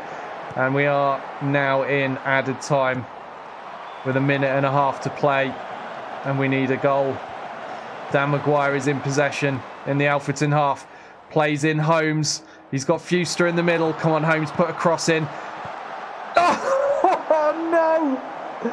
Oh, can you believe it? What an opportunity that looked like. Well blocked there by the Alfreton defender. And we have a corner. Finds Dan Maguire's head, but Ramsbottom saves easily. And that was probably the last chance we're going to get. And we have lost to Alfreton Town. What a terrible state of affairs as we're closing the season. And it is going to go down to the wire. It is going to come to the final match.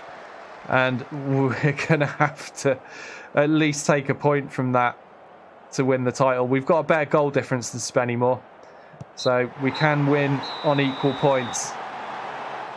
But, oh, man, what an absolute disappointment.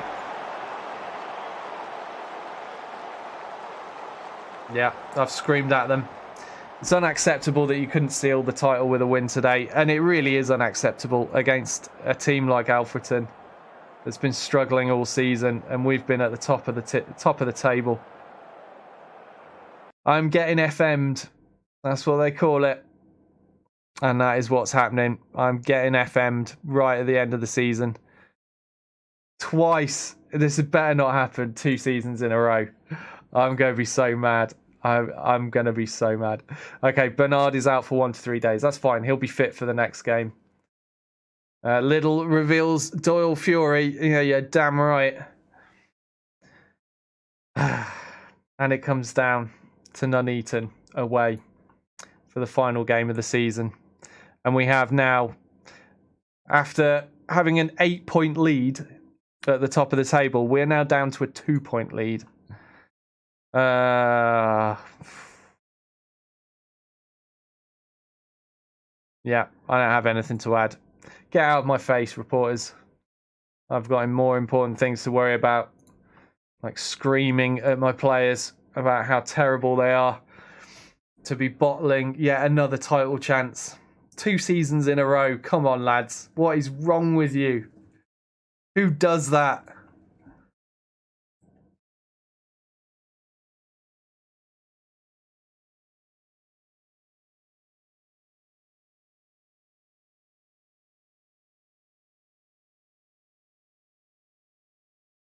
And the attacking football that has seen us through so well for most of the season, suddenly looking like it's just come completely unstuck. We're not getting the goals. We're not getting the chances. It looks like the opposing managers have learned. They've gotten wise to our way of playing. Oh, Jack Butler didn't show up for training. Okay. I have a warning for that, you scumbag.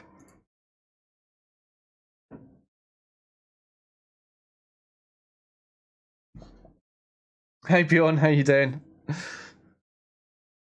Yeah. So last season, I was 1 point off winning the league, and then I got to the playoff finals, and I lost the finals 1-0. Missed out on promotion twice last season, and I've held top spot for so long. I mean, look at this graph. Like, that's how long I've been first for.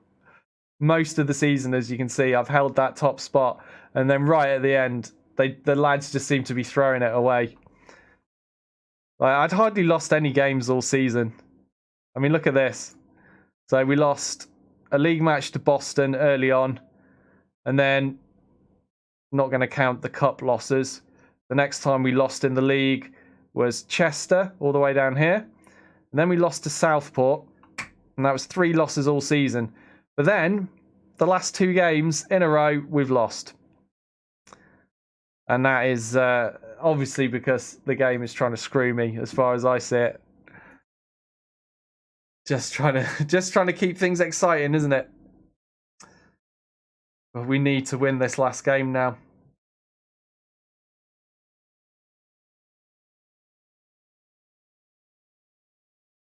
I don't want to go through playoffs. Don't make me go through the playoffs again, because I can just see it happening all over again. We'll miss out on the title. We'll get to the playoff final. We'll lose in the playoff final again. The team deserves to win the title here. We've done so well all season. How dare they throw it away at this point? Right. Okay. Right. So he was my fitness coach. So I need to sign a fitness coach because I think I don't have one now.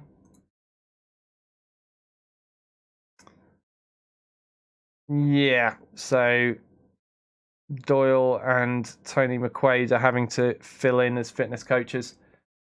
Yeah, we do have space for a fitness coach, so I'm going to have to do a quick staff search.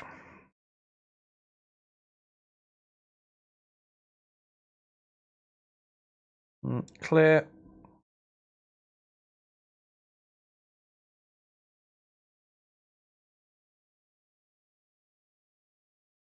Coach roles, fitness coach, and I guess I need an overall fitness coach because I can only get 1 in at this club.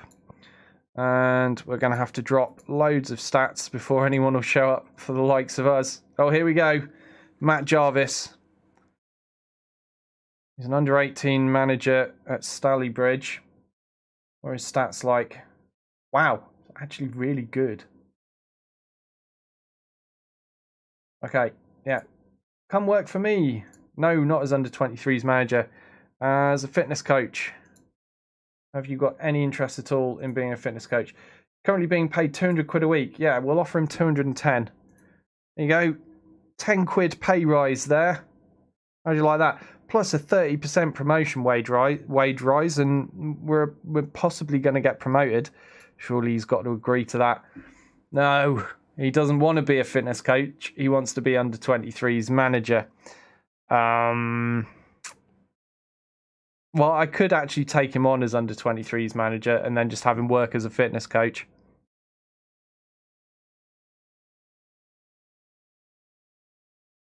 Yeah, I'm going to do that. I'm going to do that because he was the best stats. Well, he was the only one that had come up so far, but he's obviously going to be the best because I'd have to drop the stats even further for someone else to show up.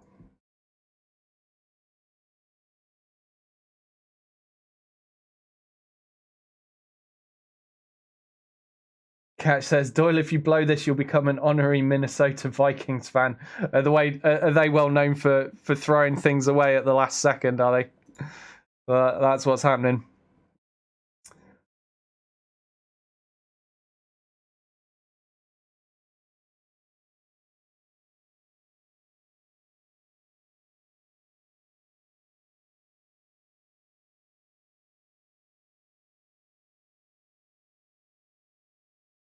Yeah, there's a Boston in the UK.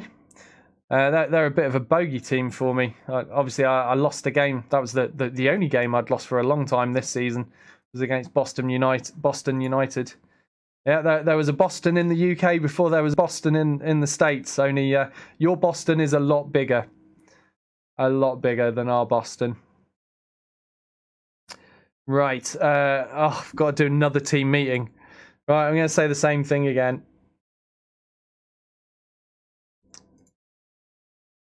Just because it's avoided a poor reaction every time, and at least that's going in my favour. But it's not resulted in a win, has it? The two games I've had to play after a team meeting have both been losses.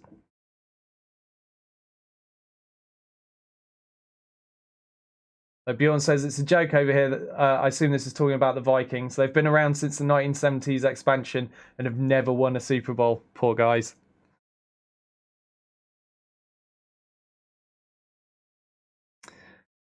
Okay, well, apparently the odds are firmly stacked against Nuneaton, but the odds were firmly stacked against Alfreton as well. And we were favourites for the match against Chorley. And none of that has actually helped us. So, McQuaid's confident that we're going to seal the title, though. He's got nothing to worry about. He's like, yeah, no, this is fine. We got this. Oh, Matt Jarvis is... Oh, damn you, Jarvis. He's agreed new terms with his current club. So that means I can't bring him in as a fitness coach. And that means I need to go sign another fitness coach right now. Right, Deshaun Bernard, really? A 5.75? What is this? Criticised training. Disgraceful. Absolutely disgraceful. Right. I need to get a fitness coach. So let's drop the stats even more. There we go. Now we've got some showing up.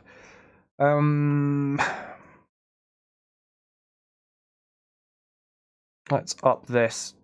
See if that narrows it down any. Robbie Hopkins currently prefers a job as a sports scientist. Yeah, I don't really have room for a sports scientist, Robbie, but if you want to be a fitness coach, you can be my fitness coach. Come on. He currently has no existing contract. All right, I'm offering you 150 quid a week. 35% promotion wage rise. That's pretty vast. Come on. He wants to be a sports scientist. No. Fitness coach. How about 200 quid a week then? I'll up the terms. No. I'm going to have to offer him more money to get him to agree to a job that he doesn't really want. He's done it. 220 quid a week. We'll settle for that. I really need a fitness coach, so don't want to be living without one, although I'm going into this last game of the season without one. Bjorn, thank you very much for the follow.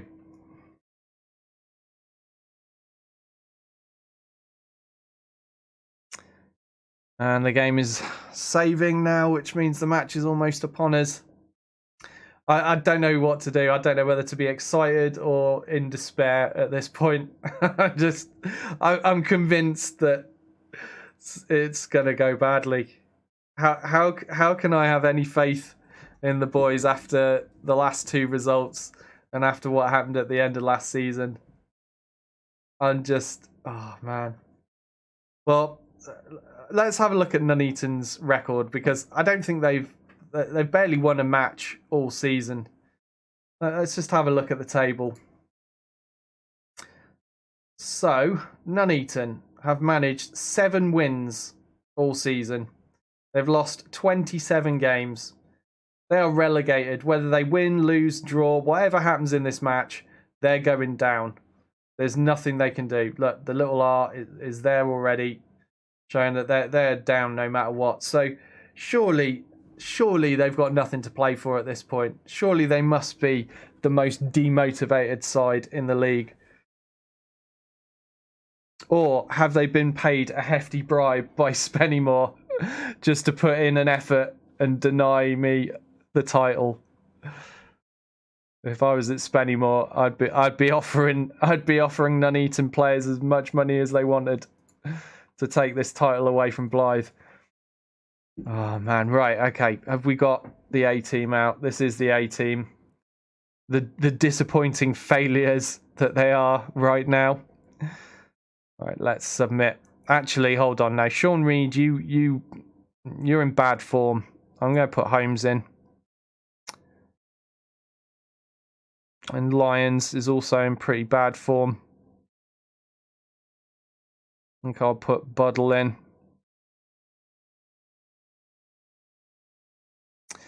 Yeah, let's see how this goes. Little's in poor form as well, but I don't really want to do without Little. Yeah, let's see how this fares. So I've made a couple of changes. It's not quite the full A team. I've switched out a couple of players that have been a little bit disappointing in the last few games. Maybe this fresh blood will help. Okay, I'm going to start the match with an aggressive bollocking. Yeah, I fully expect you to end up poor form here and win this match. Didn't go down particularly well. Oh well. And we're off. Just win the game easy. Thanks. Yeah, we need RNGs here. Egan with the throw. Terrible throw. Goes to no one. Right, going to start with a demand more early on in the game. Little takes a corner. Oh, we score off a corner. Bradley Fuster with a header in the top left corner. That's a good start. Under 5 minutes and we've scored a goal already. I'm liking my change to the corner routines. Seems to be working out a bit better.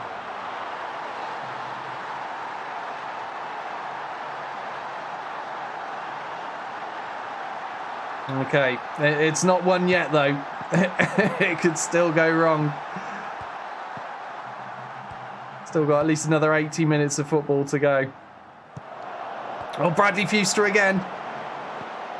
Plays in Dan Maguire. Was Maguire onside there? He looked questionable.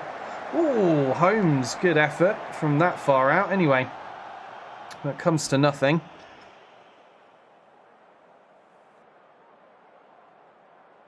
Right, let's give the boys some praise. I don't think they've had any praise in quite a long time.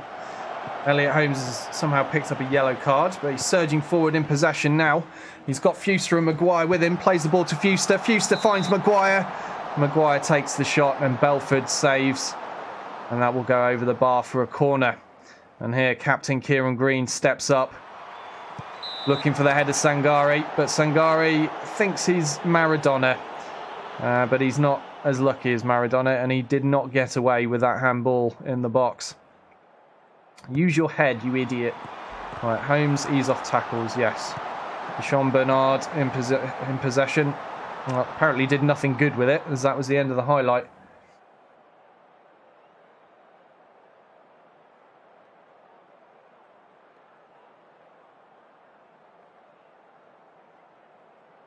Dan Maguire picking up a yellow.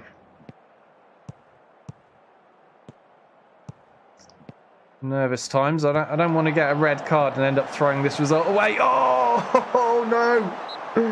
Oh, that was so close. Again, O'Reilly with 2 great saves, keeping us ahead of the game at the moment. Very easily could have been a goal for Nuneaton. They're unlucky to not have scored there.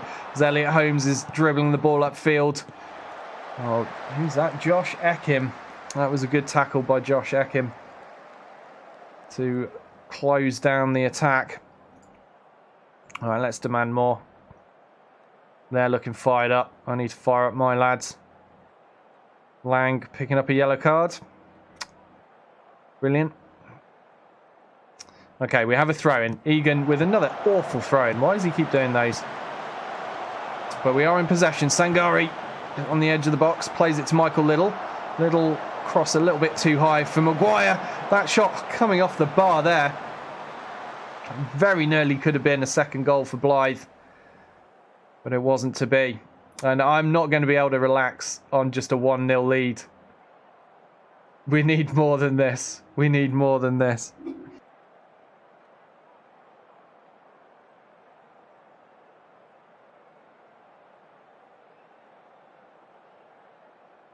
Okay, as we hit half-time, I want to see the results elsewhere, because there is one match that is a huge deal for us, and that is Spennymoor versus Hednesford. And what a shocker, Spennymoor are ahead by a goal, thanks to a penalty from Boys after 6 minutes. Yeah, no surprise there. So we can't afford to lose this game, or Spennymoor will take the title from us. I mean, there's a chance Hednesford will turn it around before full time, but I doubt it. I doubt it. I think the game is out to get us here. Right, go out and prove a point, damn you. And we kick off the second half here at Nuneaton. And Blyth are leading by 1-0. Will that be enough to seal the win of the title of the Vanarama North? Let's find out. Anything could happen in the next 45 minutes of football, though. And it looks like we are seeing another highlight for Nuneaton. And what's this? What has occurred? Oh. I'm not even surprised. Anyone that plays Football Manager knows the term getting FM'd. And the term exists because of things like this. This is why it exists. Because I've done everything all season. I've done everything I could. I've done it all right. We had an 8-point lead. Only a few games ago, we had an 8-point lead. And as it approaches the close of the season, the boys can't bag a win. I can't even bag a draw. For the last 2 games, we've lost. And now we're playing the team at the very, very bottom of the table. The team in second place in the league is right behind us. A win for them and a loss for us will give them the title that they don't really deserve, since we've held top spot most of the season. And we go a goal up. And you think, well, maybe it's not so bad. Maybe it's not so bad. But as I said, I'm not going to relax on a 1-goal lead. I can't relax on a 1-goal lead. It's not enough. And you start the second half, and a minute into the second half, we get a red card. If there was ever any way that the team at the bottom of the table was going to turn around my 1-goal lead and beat me in the second half, it would be because I only have 10 men. And right now, here we are. And as I said, I'm not even surprised. We've all been here. If you play this game, you know this. You know this feeling. We've all been here. And here I am once more. Up to my neck in shit. About to bowl yet another title chance. And the ball is pinballing around the Blyth box, and it goes out for a corner for Nuneaton. And we'll go for a demand more. Do I stay on attacking or do I switch to cautious? We'll see. We'll see how the next few minutes go before I make that decision. But they might score an equaliser before I have chance. Okay. What's going to happen now?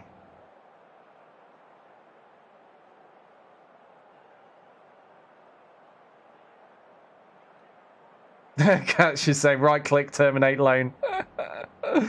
Probably not a bad idea, mate. Oh, here we go. We've got a highlight. Egan with the cross looking for Bradley Fuster. Oh, it's a miracle. Oh, my God. Nearly choking to death with excitement. Egan with the throw, finding Dan Maguire. Dan Maguire back to Egan. Egan with the cross. Looping up and over to the head of Bradley Fuster, who somehow wins that over Kilgore and slots it home with his head. We have the 2-goal lead that we need. We are still 10 men, but we now have a little bit of a cushion, a much needed cushion. All right, let's praise them. That was definitely good. Ooh, I'm going to have a heart attack at this rate.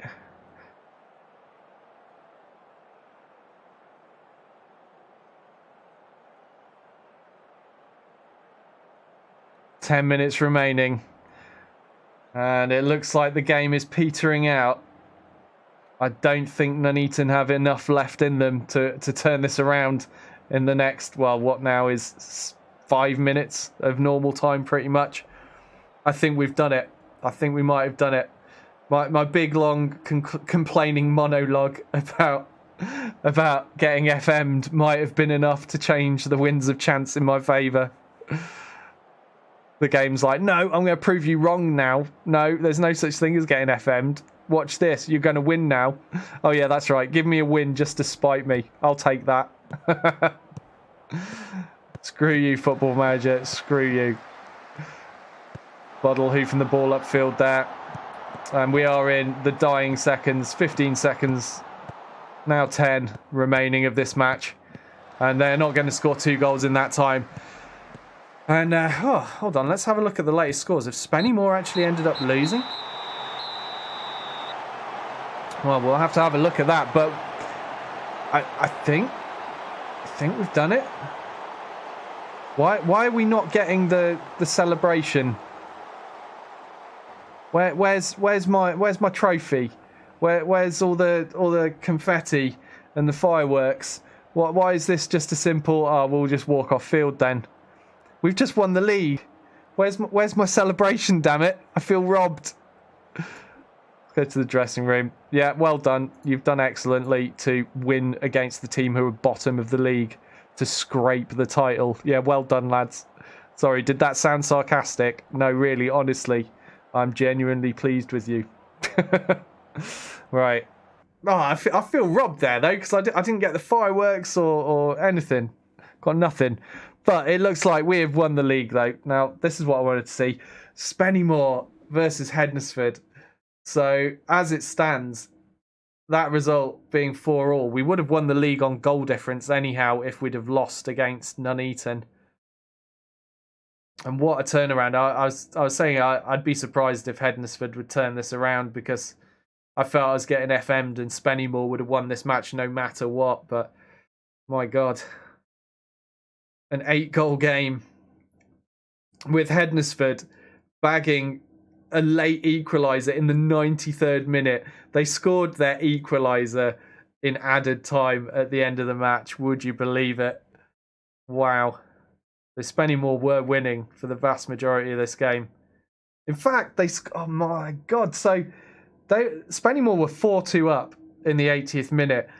And then Hednesford score in the 83rd and then the 93rd to level it out at 4-4. What an incredible match that would have been to watch. Okay, so we win the title. 23 wins, 14 draws. It's a lot of draws. And only 5 losses.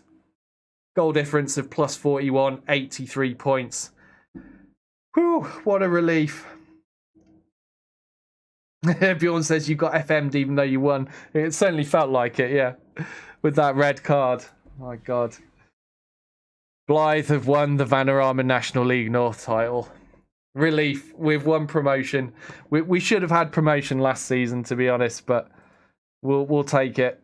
Key player was Mohamed Sangare.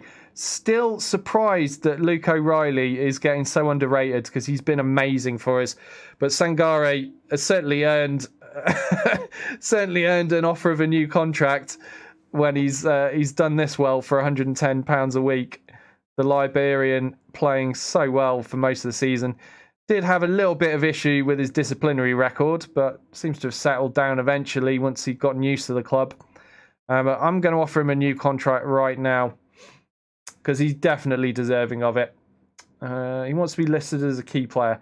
Let's call it first team. I don't want to go key player because then you're going to start wanting mega bucks. In fact, look, he already wants a massive raise. Let's try $250 a week. No, still wants key player. First team, how about $275 a week? Yeah, he'll settle for that. Okay, so that is an absolutely massive pay rise for him. But to be honest, it's just putting him more on par with the rest of the club and honestly what he deserves. It's not the most financially sound deal for the club, but I'd be a heartless bastard if I kept paying this poor guy £110 a week when he's just been the key player in the league for me. So, let's have a look. Notable performances. Highly impressive 5-0 dismantling of Braintree. Highly impressive 5-2 dismantling of Barrow. 3-1 triumph against Darlington. 4-2 triumph against Telford.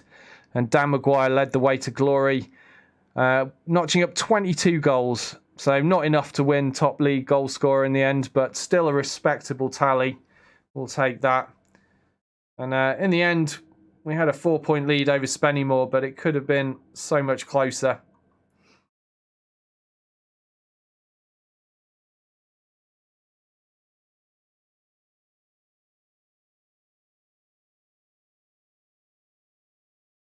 So Captain Kieran Green living the dream there.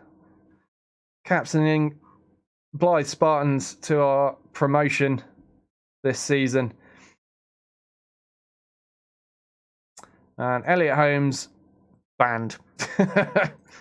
Oh, Blyth Spartans won the title, but we've been fined £500 for picking up 6 yellow cards. Yeah, thanks, game. Way to take the shine off things. The board have set a wage budget of 12k. 12k. That's mega bucks for us, and a transfer budget of 55.21k. I can't believe it. Wow. We're rich. I mean, the Premier League sides are like 12k. Like, our reserves get paid more than 12k a week each. Like, yes, total budget of 12k for wages. It's amazing. We're a long way off the Premiership, though.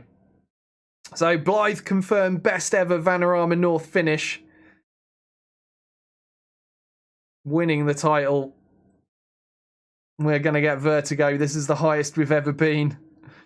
Oh, nice. Look at that.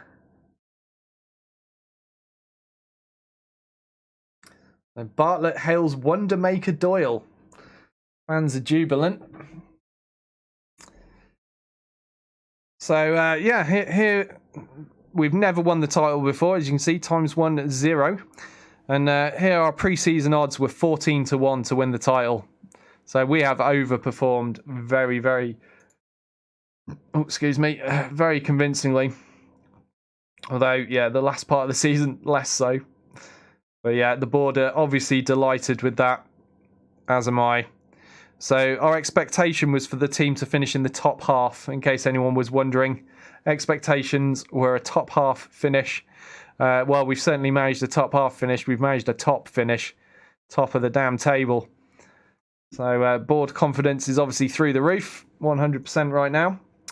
Bradley Fuster scoring a brace of goals in that last match is definitely deserving of praise. Good man, Bradley.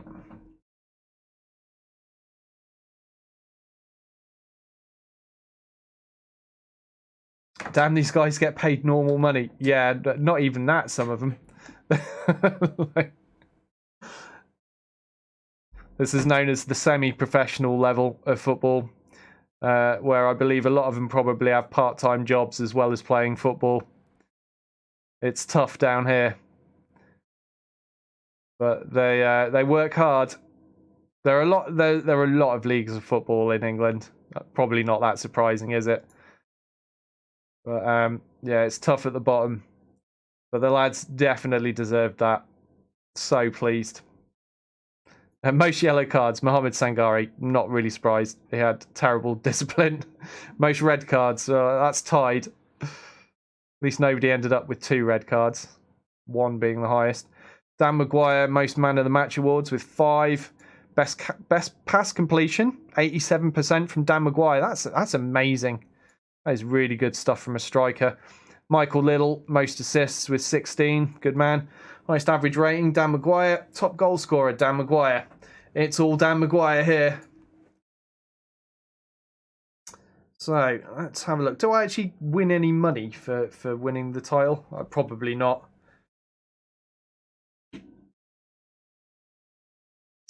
Henry Kumwenda, we were checking him out last time, weren't we?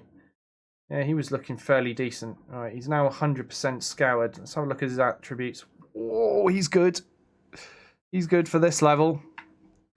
14 for finishing and heading. Can play as a poacher. Good. Oh, he needs to become more consistent. That's a shame. Well, if he's not already, yeah, he's definitely going on my short list. Just in case. Okay, let's have a look at the Blyth overall best 11 for this season. Probably no surprises in here. Yeah, that is the A team that I played over and over and over.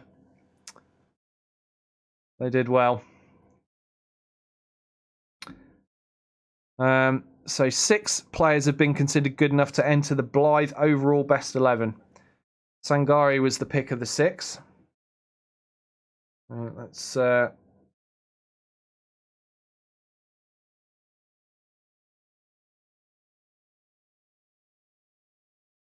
take a look here. So Lang has made 106 appearances for the club now. Why is it showing Dan Maguire at only 99? Is that just counting since he's come back to the club or what? Bradley Fuster 102. Or does it? I guess it only counts it from when I've started the game. It's not counting previously because I mean, look, if you look at Dan Maguire, he's been at the club. What am I looking for? I'm looking for his history. Where's his history? Let's click here. There we go. So look, he's been at the club before. Spent a season away at Halifax. Came straight back. So yeah, there you go. Total of 307 appearances. So I guess maybe it's just counting these 2 seasons worth of actual playing Football Manager. Yeah, that's what it's got to be. Lang 11 goals. Bradley Fuster 60 goals. Dan Maguire 58 goals. Sean Reid 30, although a lot of those were penalties. I mean, this stands out a lot for a defender. 11 goals. Some of those were from free kicks as well that he took. But yeah, this is my overall best 11 at the moment. And they're all very deserving of being in there.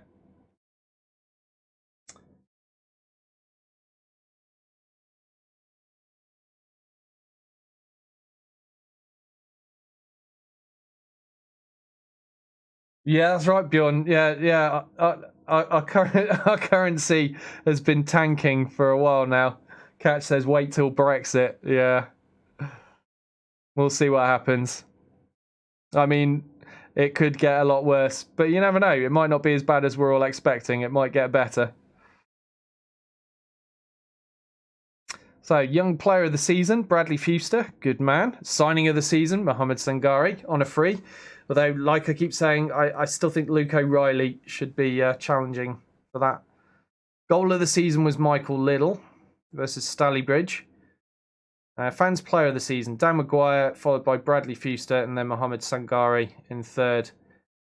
All right, I'm just going to do a quick save because, you know, I'd hate for it to crash and for me to lose the winning of the title. But after that save, I just want to check out what this goal of the season was before I close off the stream, as it is finishing time for me. But I just want to go through these last few emails, check out what the goal of the season looked like for my club, and then we will end the session. Football is so much better than politics. Yeah, that's right, Bjorn. It certainly is. Yeah, they're real players. Yeah, I mean, obviously some of them, the portraits are missing, but people tend to make mods that you can add to fill out the portraits of other players that aren't pictured. But yeah, they're all real guys. Like, yeah, Dan Maguire really is a real, genuine Blyth Spartans legend. Michael Little, genuine Blyth Spartans player. Bradley Fuster, genuine new signing to Blyth Spartans this season. Last season, he was playing for Spennymoor, the team that finished in second place in the league behind me. And in last year's Football Manager, Bradley Fuster was an absolute goal machine. So I was so happy to see he was at Blyth. So, yes, I've got Bradley Fuster. And then in season 1, he was league top goal scorer for me. Sadly for the lad, in real life, he's not doing it anywhere near as well as he is in Football Manager. But here we go. Let's. Oh, we've got the Armchair Expert achievement, which I assume we win for just watching this goal. But here we go. Michael Little with the corner. That's Sangare. Sangare gets tackled. Little picks up the ball on the edge of the box and curls in an incredible left footer. And he rolls in the mud. He does the pistols. He does the whole lot for celebration. That was a fantastic goal. Yeah, he deserves goal of the season for that. That was great. Okay, so what's going on here? No, I've no interest in that. Squad dynamics update. Yeah, everyone's happy. End of the season team meeting. Oh god, this is where it gets tricky. I've got to predict what we're going to do next season. Why is their morale so bad? Why are they in abysmal morale? I don't like that. Okay. We've done brilliantly to go up, but we all know we're in for a tough season ahead. I want you all to know that I'll be sticking with you to fight as hard as possible to avoid relegation. Yes, let's tell them that. They like it. They like it. It's good. Yep, that's the reaction I want. Why are they in abysmal morale? They've just won the title. I don't understand why they're all so sad. It makes no sense.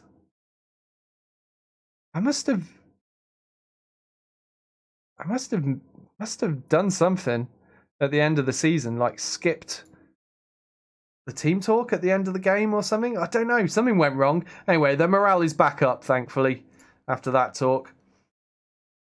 All right, end of the season confidence review. To summarise, the board feel you are doing an unbelievable job and you're clearly putting a smile on the face of every single supporter. Long may it last. Good stuff. 92%. Untouchable. Awesome. So, major highlight. The control of the wage budget has been a particular highlight. Are you sure about that? Are you sure my control of the wage budget has been a highlight? I basically, for the last 2 seasons, I've been overspending my wage budget, but they seem happy. It's allowed me to bring in the players I needed to win the season. But now our wage budget has been upped. We've got plenty of room. Everything is under control. We've got 238k in the bank. Hopefully another good cup run next season and we can up that even further. So who was out for the longest with injury? Sean Reed, he had 2 injuries. Longest one was a 4-week calf strain. Michael Little also had 2 injuries. Sprained knee ligaments. Yeah, that was nasty. 5 weeks. I remember being without Michael Little. Pretty gutted. Oh, and Kieran Green. Yeah, he broke his arm. That's never fun. Deshaun Bernard had 2 injuries. He was out for 2 weeks with a pulled hamstring. Oh, he got over that all right, though. Okay, season start date to be decided. Yeah, we'll have 5 weeks of pre-season. And here was the match against Nuneaton. Most people playing fairly well. Elliot Holmes with the absolute disaster of getting red carded. Now, when does his contract run out?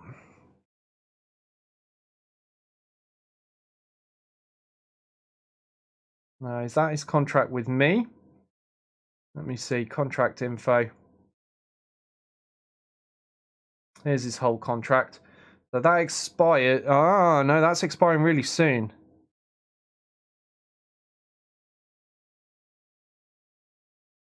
Okay, I'm going to declare interest in Elliot Holmes to the press. Just see if I can rock the boat and get him to not sign a new contract with Hull. And then I can perhaps pick him up on a free. I'm not actually going to buy him. No, I'm certainly not looking to spend money on him, but I want him to delay signing a contract so that I can scoop him up for nothing. Yeah, definitely some interest from our side. There we go. And that is where we'll leave it. Let's just have one last look at the table. There we go. Champions, Blyth Spartans, the winners of the Vanarama National League North. And next season, we're going up to the next level of English football. Let's see. These are the teams we'll be up against. Nope, show me the league table. There we go. So Chesterfield have been promoted. Here to stream. Hello. Thank you very much for the follow. Nice one. Appreciate that. So Halifax, Maidenhead, Solihull and Chelmsford all going down. So we won't have to worry about facing them. And Chesterfield going up. I don't know who's won the playoffs, actually. Who won the playoffs? Who else is... Oh, they've not reached the final yet, so I'll have to wait and see on that. Who's coming down from the Sky Bet League 2? Port Vale and Cambridge. Ooh, they could be really tough, actually. Cambridge. Okay. It's going to be an interesting season. We're going to have to pull out all the stops to even survive in the next level of football, but we'll see what we can do. All right, well, thank you very much for watching. I really appreciate you guys showing up and sticking around. I hope you enjoyed that. I certainly... I'm not going to say I enjoyed it because I felt like I was going to have a heart attack after those 2 losses in a row. But I did enjoy winning the league, finally. So, Season 2, we are champions. We go up. I look forward to next season. And, of course, Football Manager 2019, the career with the Blyth Spartans, will return next Friday at the usual time of 9 p.m. UK time. But I will also be back tomorrow with the usual Battletech Extended 3025 mod stream. And that's at 3 p.m. UK time or 10 a.m. Eastern if you're in the States. Hope to see some of you there for that. Really appreciate you watching again. Thanks, guys. For now, I'm out. My head is spinning. I'm gonna sit down, have a nice beer, and celebrate the title win. Thanks for watching, guys. Oh, and don't forget, if you're watching this on YouTube, give it a thumbs up or a thumbs down, depending on what you thought, and subscribe to the channel for more content like this. Now I'm done, and I'm gone. See you later, guys. Thanks again.